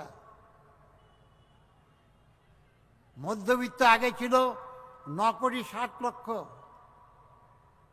তার মধ্যে 3,30,00,000 মধ্যবিত্ত নেমে গেল, এখন 6,30,00,000 দাঁড়িয়েছে, আরো নামছে। এটা কেন হলো? এর জন্য দায়ী পুঁজিবাদ। এই পুঁজিবাদ জনগণের শত্রু। কমরেড সিদ্ধার্থ ঘোষ বলেছেন, এই পুঁজিবাদের বিরুদ্ধে শ্রমিক শ্রেণীর সংগ্রাম চাই, গ্রামের ক্ষেত মজুর গরিব কৃষকের সংগ্রাম চাই, মধ্যবিত্তের সংগ্রাম চাই। পুঁজিবাদকে উচ্ছেদ করতে হবে। নির্বাচনে সরকার পাল্টায়, রাষ্ট্র পাল্টায় না। রাষ্ট্র বলতে বোঝায় মিলিটারি, পুলিশ, আমলা বিভাগ, বিচার বিভাগ। এটা স্থায়ী। আমাদের আসল শক্তি মিলিটারি, পুলিশ। একটা আইন জনগণের বিরুদ্ধে যাচ্ছে, বিদ্যুতের দাম বাড়িয়ে দিল, আমরা চাই না। ইংরেজি শিক্ষা তুলে দিল, পাঁচটা তুলে দিল, আমরা চাই না। মানতে বাধ্য হয়। আন্দোলন করলে পুলিশ আসে, মিলিটারি আসে। আসল শক্তি মন্ত্রী না, আসল শক্তি এমপি এমএলএ না, আসল শক্তি মিলিটারি, পুলিশ, আমলা বাহিনী। আর বিচার বিভাগও ওদের সৃষ্ট আইনেই চলে। সেজন্য চাই রাষ্ট্রের পরিবর্তন, রেইনের শিক্ষা। ফলে বিপ্লব চাই। এই বিপ্লবী দৃষ্টিভঙ্গি নিয়ে আমাদের দল চলছে। আজকে নূতন রামায়ণ সৃষ্টি হচ্ছে। আমরা ছোটবেলায় অভিভাবকরা আমাদের রামায়ণ পড়াতেন, বাল্মীকি রামায়ণ, তুলসীদাসের রামায়ণ, কৃত্তিবাসের রামায়ণ। কোনো রামায়ণে লেখা নেই যে রামের জন্মভূমিতে বাবরি মসজিদ হয়েছিল এবং রামের মন্দির ধ্বংস করে হয়েছিল। কোনো রামায়ণে লেখা নেই। এর আগে কেউ বলেনি। রবীন্দ্রনাথ পর্যন্ত বলেছেন, কবিতব মনভূমি রামের জন্মভূমি। কবির মনভূমিতে রামের জন্মভূমি, মানে কাব্যের মধ্যে দিয়ে রামের জন্মভূমি অযোধ্যায়। বিবেকানন্দ বলছেন, রাম এবং কৃষ্ণ ঐতিহাসিক নেই, পৌরাণিক। এই বিতর্ক করে লাভ কি? যদি শিক্ষা নাও, শিক্ষা নাও রামায়ণ মহাভারত থেকে। তিনি বলেন নাই ঐতিহাসিক চরিত্র। আজকে বিজেপি নূতন রামায়ণ, কারণ তুলসীদাস তো ছিল যখন বাবরি মসজিদ ছিল, তুলসীদাস দিয়ে লিখতে পারতো না, তারপরও তো কেউ লেখেনি। সে ভোটের দিকে তাকিয়ে একদিকে কংগ্রেসের রাজীব গান্ধী বাবরি মসজিদের তালা ভেঙে রামলালা ঢুকিয়ে দিল, পূজার ব্যবস্থা করে দিল। আর বিজেপি দেখলো যে কংগ্রেস তো রামকে ব্যবহার করছে, তখন সে পাল্টা স্লোগান তুললো রাম মন্দির করতে হবে। এই তো ভোটের কম্পিটিশন, যা কিছু হচ্ছে। যে কালকে যেটা হচ্ছে এটা তো আমাদের বলার দরকার নাই। খোদ শঙ্করাচার্য, 4 জন শঙ্করাচার্য, আদি শঙ্করাচার্যের নাম আপনারা জানেন। একসময় গোটা ভারতবর্ষে এই ব্রাহ্মণ্য হিন্দু ধর্মকে নিশ্চিহ্ন করেছিল বৌদ্ধ ধর্ম। গোটা ভারতবর্ষে ছিল বৌদ্ধ ধর্মের দেশ। বুদ্ধদেব ভগবান মানত না, মহাবীর ভগবান মানত না, এগুলো ইতিহাস। আবার সেই বৌদ্ধ ধর্মের বিরুদ্ধে লড়াই করে আদি শঙ্করাচার্য বেদান্তকে প্রতিষ্ঠা করলেন। তার দ্বারা পুরুষ মানে পরবর্তীকালে ক্রমধারায় শঙ্করাচার্য 4 জন, 4টা মঠ তিনি করেছেন, তার 4 জন শঙ্করাচার্য। আর সেই 4 জন শঙ্করাচার্য বলছে এটা রামের সঠিক হচ্ছে না, তোমরা রাজনীতি করছো, এটা সনাতন ধর্ম না, মানে ভোটের রাজনীতি।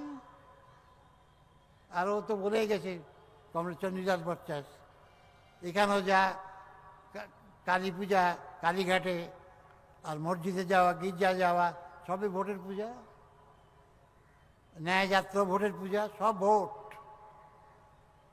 এই নেতারা হচ্ছে গদিলোভী নেতা।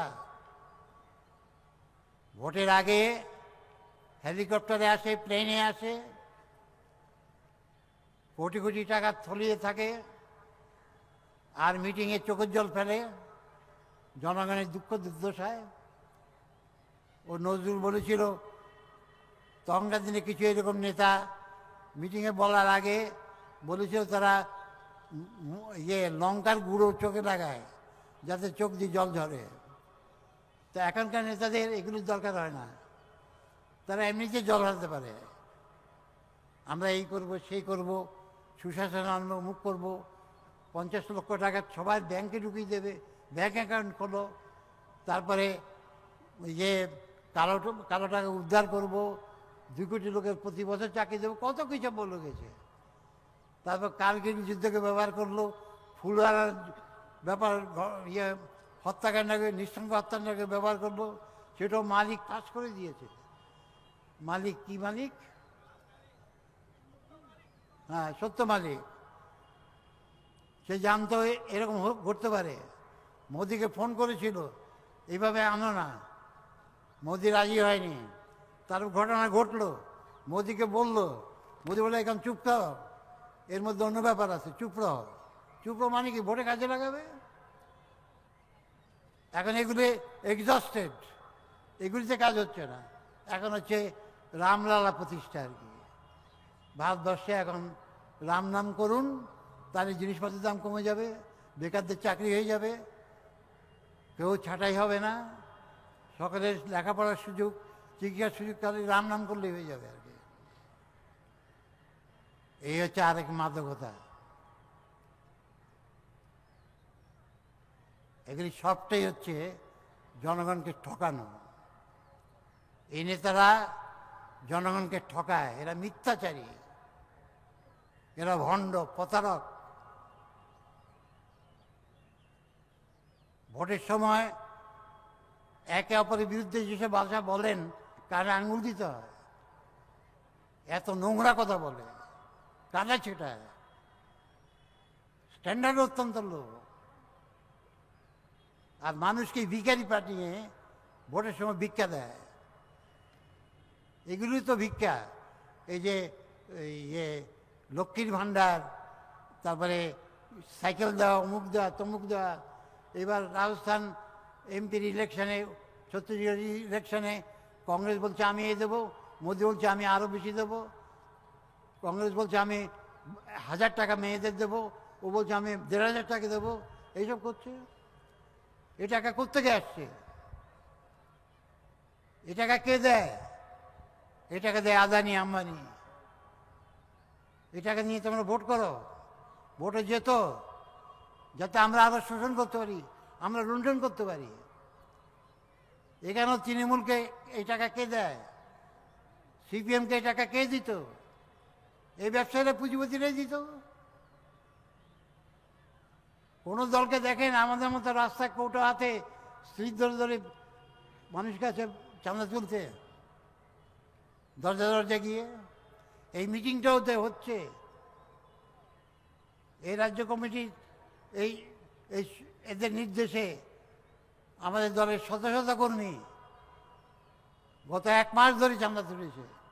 এই প্যান্ডেল, এই মাইক, যা কিছু সব কিছু এইভাবে আমাদের উঠে, আমরা এইভাবেই কাজ করি। আমরা কোনো পুঁজিপতির কাছে দাসখত লিখিনি। ফলে ভারতবর্ষের খুবই চরম দুর্দিন। যে কথা আমি বলতে চাই, একদিকে মুসলিমের পুঁজিপতির হাতে বিপুল ধন সম্পদ সঞ্চিত হচ্ছে, তার রক্ত শুষে মানুষকে নিঃশেষ করে দিচ্ছে। ওরা ডাবল ইঞ্জিন গাড়ি বলে, আমি আরেকটা গত মিটিংয়ে বলেছিলাম, ডাবল ইঞ্জিন ঠিকই, এক চালক মোদি, আরেক চালক অমিত শাহ, আর ইঞ্জিনের চাকার তলায় সাধারণ মানুষ পিষ্ট হচ্ছে, হাড়, মাছ, মাংস, রক্ত তাকে শুষে নিচ্ছে। তারা ইঞ্জিনের গাড়িতে বসে আছে আদানি আম্বানিরা, টাটা বিড়লারা। এই হচ্ছে সরকার। এটা চলতে দেব? এবং এটা বাড়তেই থাকবে। এবং গোটা বিশ্বব্যাপী সমাজতন্ত্রের বিপর্যয় ঘটল, তার সুযোগ নিয়ে গোটা বিশ্বব্যাপী সাম্রাজ্যবাদ পুঁজিবাদ লুণ্ঠন করছে। প্রথম বক্তার মুখে শুনেছেন ইরাকে ইসরায়েল কি ধ্বংসকাণ্ড চালাচ্ছে, গাজাতে ধ্বংসকাণ্ড চালাচ্ছে। ইতিমধ্যে প্রায় 27,000 শিশু, মহিলা বেশিরভাগ মারা গেছে। হাসপাতাল ধ্বংস করে দিয়েছে আমেরিকার ব্যাকিংয়ে, ইউরোপের সাম্রাজ্যবাদের ব্যাকিংয়ে।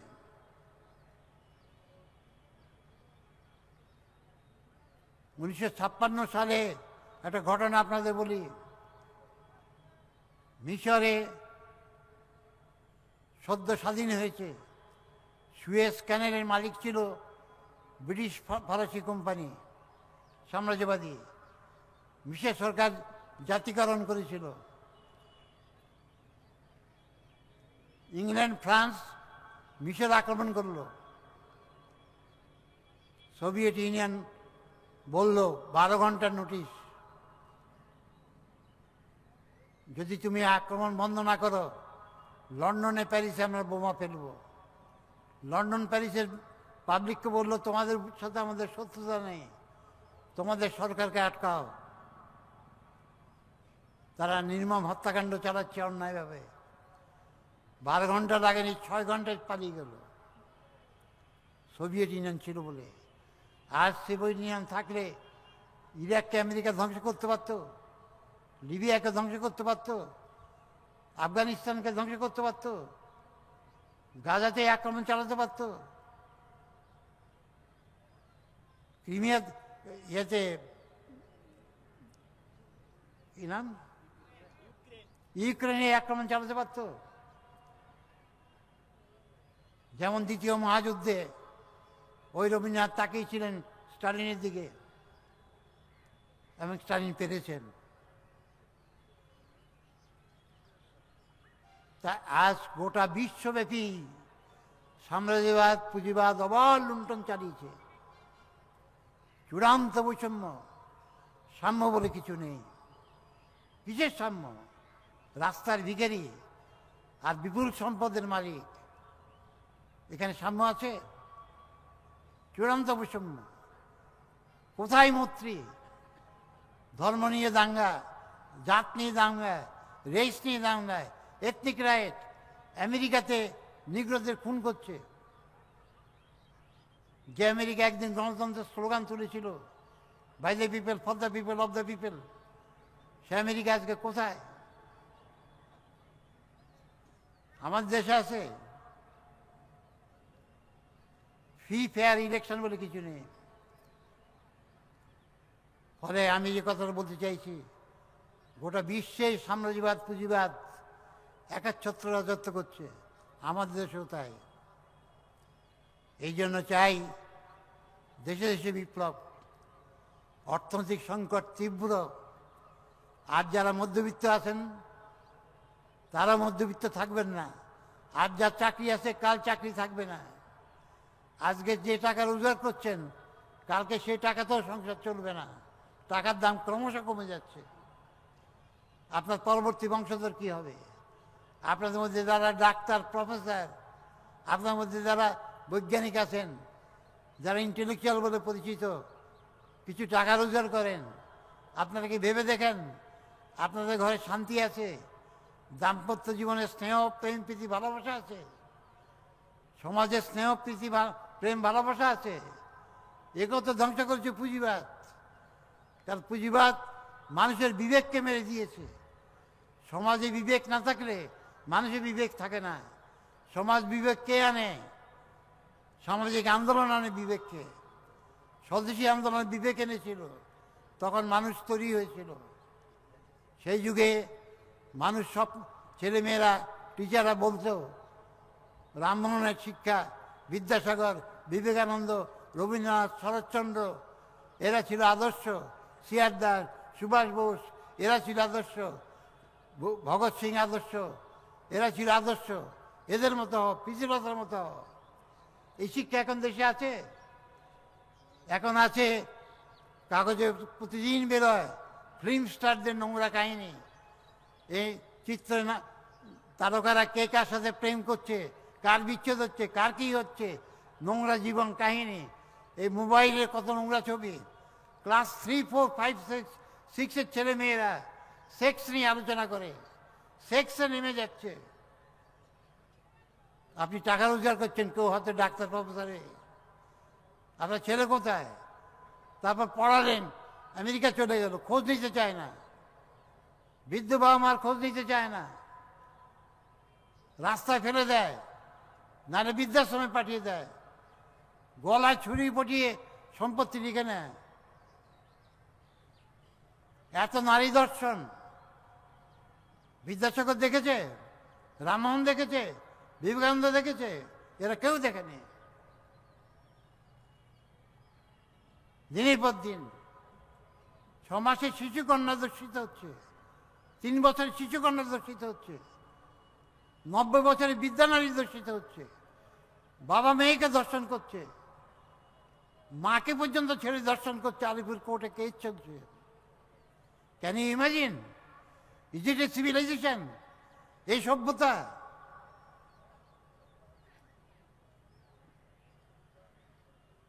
ফলে এর বিরুদ্ধে আমরা লড়াই করছি।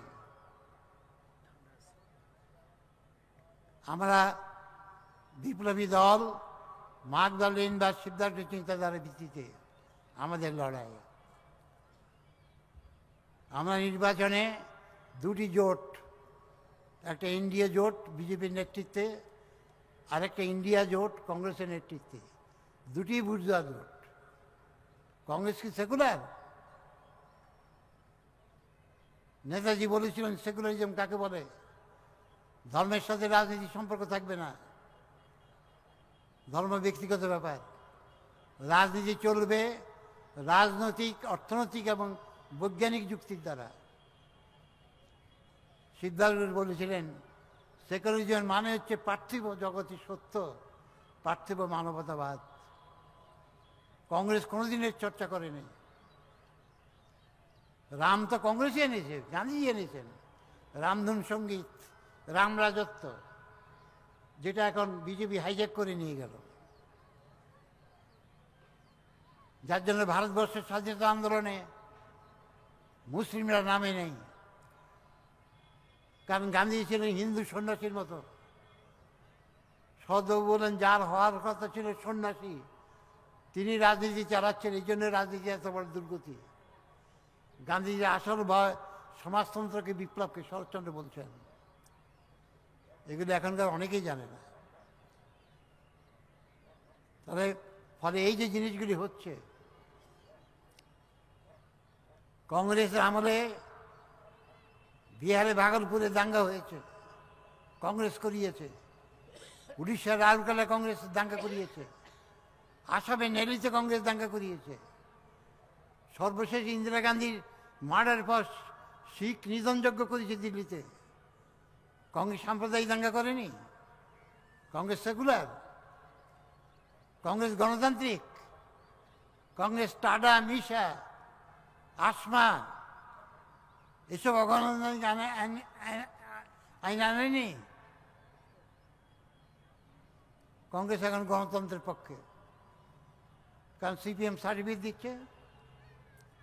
সিপিএম নেতাকর্মীরা ভাবুন, দুটি বুর্জুয়া শক্তি লড়ছে ক্ষমতা দখলের জন্য। আমরা চাই বিজেপি পরাস্ত হোক, আমরা চাই, একই সাথে আমরা বলতে চাই কংগ্রেস নেতৃত্বাধীন সরকার এলো, জনগণ এই সমস্যার কোনো সমাধান হবে না। এটাও বুর্জুয়া স্বার্থের প্রতিনিধি, এবং কংগ্রেস তো পরীক্ষিত। আঞ্চলিক দলগুলি তো তার রাজ্যে কী করছে? এ রাজ্যে তৃণমূলকে দেখছেন, এ কি জনগণের শাসন? জনগণের স্বার্থে চলছে। বিহারও তাই, আঞ্চলিক দলগুলি সবাই তো তাই, সকলেই তো বুর্জুয়া স্বার্থে চলছে। এই সময় প্রয়োজন ছিল, সুযোগ ছিল একটা শক্তিশালী বামফ্রন্ট গড়ে তোলে, অল্টারনেটিভ। তো ওরা তো আমাদের সাথে ঐক্য ভেঙে দিলেন। 6 পার্টির ঐক্য আমাদের না জানিয়ে, কথা না বলিয়ে, মানে কি বলবো, আপনারা কর্মী কেউ থাকলে নেতাদের বলবেন, আমাদের বলতে হতো যে আপনাদের সাথে মিল নাই, ঐক্য চলবে না। আসল কথা, কংগ্রেসের সাথে তারা যাবেন, সেই জন্য ঐক্য ভাঙলেন। কোনো কথা পর্যন্ত বললেন না। তাদের সাধারণ সম্পাদক তৎকালীন প্রকাশ কারাক ছুটে এলেন আমার কাছে ঐক্যের জন্য। আমরা রাজি হলাম। ঐক্য কয়েকদিন চললো। যে আন্দোলনের কথা বলছি তখন কিন্তু কিন্তু করছে, বিবৃতি পর্যন্ত রাজি আছে। তারপর তার হঠাৎ দেখে আমাদের সাথে আর কোনো কথাই নাই। আমি চিঠি পাঠালাম, চিঠির উত্তর পর্যন্ত দিল না। তো ঐক্য ওরা চায় না, আমরা চাই। হ্যাঁ, ঐক্যের মধ্যে বিতর্ক তো থাকবে। লেনিন তো করেছেন, লেনিন করেছেন, মার্কসিজম করেছেন। ঐক্য সংগ্রাম, ঐক্য ঐক্য রক্ষা করতে হবে। আবার চিন্তার পার্থক্য যা আছে, জনগণকে যুক্ত করে তার দ্বন্দ্ব হবে। আবার ঐক্যকে দৃঢ় করতে হবে। এই হচ্ছে ঐক্য সংগ্রাম, ঐক্যের নীতি।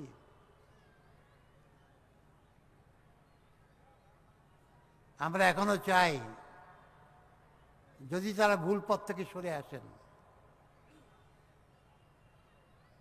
এখন তো তারা জাতীয় পার্টি হচ্ছেন, তারা লেনিনের মূর্তিতে মালা দেন, মার্কসের মূর্তিতে মালা দেন, আবার গান্ধীজির মূর্তিতে মালা দিচ্ছেন। মার্কসও আছে, গান্ধীজিও আছে, এক বিচিত্র মার্ক্সবাদ। লাল ঝান্ডা নামিয়ে কি ঝান্ডা তুলেছে আপনারাই জানেন। সম্পূর্ণ জাতীয় পার্টি, জাতীয় বুর্জুয়াদের আরো সন্তুষ্ট করা। যদি কমিউনিজম সম্পর্কে আবেগ থাকে, মার্ক্সবাদ সম্পর্কে আবেগ থাকে, আপনারা ভেবে দেখবেন। কোনো বিদ্বেষ থেকে কথাগুলি বলছি না, আমাদের কথাগুলির মধ্যে যুক্তি আছে কিনা আপনারা বিচার করে দেখবেন। আর আপনাদের বলবো, জনগণকে বলবো, দুটি পথ, একটা ধ্বংস আর একটা বাঁচার। যদি ক্রমাগত বেকার বাড়ুক, ছাঁটাই বাড়ুক, মানুষ অনাহারে মানুক, নারী ধর্ষিত হোক, ফুটপাথবাসী বাড়ুক, বিনা চিকিৎসায় মরুক, এগুলি চলতে থাকুক, তাহলে ভোটের মধ্যে জড়িয়ে হয় এই দল, নাহলে ওই দলের পিছনে ছুটুন। আর যদি এর থেকে বাঁচতে চান, তাহলে মার্ক্সবাদ লেনিনবাদ সিদ্ধান্ত ঘোষের চিন্তাধারার ভিত্তিতে এসইউসিআই কমিউনিস্ট দলের পতাকা দলে সামিল হন, এই দলকে শক্তিশালী করুন। আপনাদের ঘরের ছেলে মেয়েদের আমাদের সাথে যুক্ত করুন। আমাদের দলে শুধু মিটিং মিছিলে নয়, চরিত্র গঠনের সংগ্রাম আছে। কমরেড সিদ্ধার্থ বলেছেন, যদি কমিউনিস্ট হতে হয় আগে রামমোহন বিদ্যাসাগর, বিবেকানন্দ, সিআর দাস, শরৎচন্দ্র, সুভাষ বোস, ভগৎ সিং, প্রেমচাঁদ, সুব্রমণ্যম ভারতী, চন্দ্রশেখর আজাদ, সূর্য সেন, এদের থেকে শিক্ষা নাও। এদের থেকে শিক্ষা নিয়ে আরেক ধাপ এগিয়ে কমিউনিস্ট। আমাদের দলের অভ্যন্তরে চরিত্র সাধনার, চরিত্র অর্জনের একটা সংগ্রাম চলে। আমাদের কর্মীরা নেতাদের বিচার করে সিদ্ধার্থ শিক্ষা অনুযায়ী চলছে কিনা। আমি যদি ভুল করি, আমার ডাইনে বাইরে যারা আছে তারা আমাকে সাহায্য করে, আবার তারা ভুল করলে আমি তাদের সাহায্য করি। আমাদের দলের প্রত্যেকটি কর্মীকে স্নেহ বাহবার মতো আমরা যত্ন করি। তারা মানুষ হোক, সত্যিকারের মানুষ হোক, মনুষ্যত্ব নিয়ে বড় হোক, এটা আমরা চাই। ফলে ভারতবর্ষের এই দুর্দিন, পৃথিবীর এই দুর্দিন, আপনারা আরেকটা জিনিস ভেবে দেখেছেন? এই যে ক্লাইমেট, শীতকালে এটা হওয়ার কথা ছিল, এই ক্লাইমেট এই পরিবর্তন হচ্ছে কেন? আবহাওয়ার পরিবর্তন, প্রায় ঝড় ঝঞ্ঝা আসছে। তার কারণ কি? পৃথিবীর উত্তাপ বাড়ছে। পৃথিবীর উত্তাপ বাড়ছে কেন?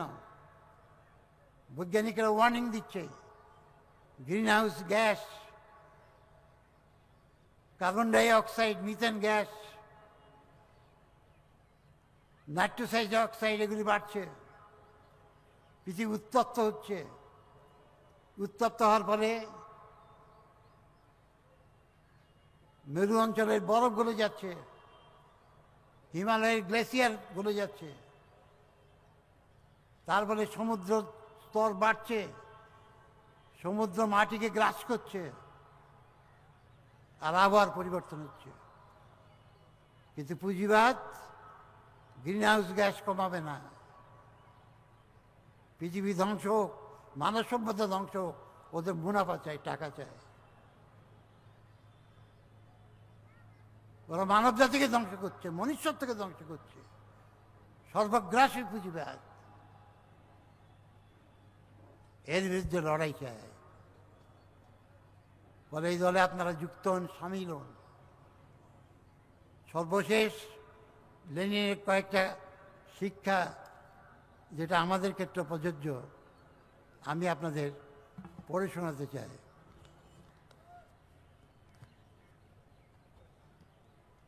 লেনিন বলছেন, যদি আমি মনে করি কম জানি, তাহলে আমি আরো বেশি জানার চেষ্টা করব। কিন্তু কোনো ব্যক্তি যদি মনে করে সে কমিউনিস্ট এবং তার আর কিছু বেশি জানার দরকার নেই, সে কখনো কমিউনিস্ট হতে পারবে না। If I know that I know little, I shall strive to learn more. But if a man says that he is a communist and that he need not know anything thoroughly, he will never become anything like a communist. আরো যা বলছেন, কমিউনিস্টদের শুধু communist বইপত্র পড়লে চলবে না। এতদিন পর্যন্ত মানব জাতি যে জ্ঞান ভাণ্ডার সৃষ্টি করেছে, সেই জ্ঞান ভাণ্ডার কমিউনিস্টদের জানতে হবে। যুগ যুগ ধরে মানব জাতি স্তরে স্তরে যে জ্ঞান ভাণ্ডার সৃষ্টি করেছে, এই জ্ঞান ভাণ্ডারের সাথে কমিউনিস্টদের পরিচিত হতে হবে। শুধু কমিউনিস্ট বইপত্র পড়লে চলবে না।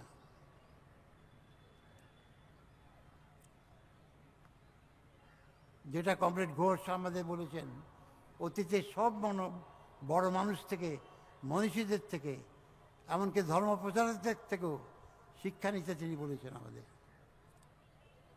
আরেকটা, এটা বহুল প্রচারিত, তবু এটা আমি পড়ছি, জীবন মানুষের সবচেয়ে প্রিয় সম্পদ।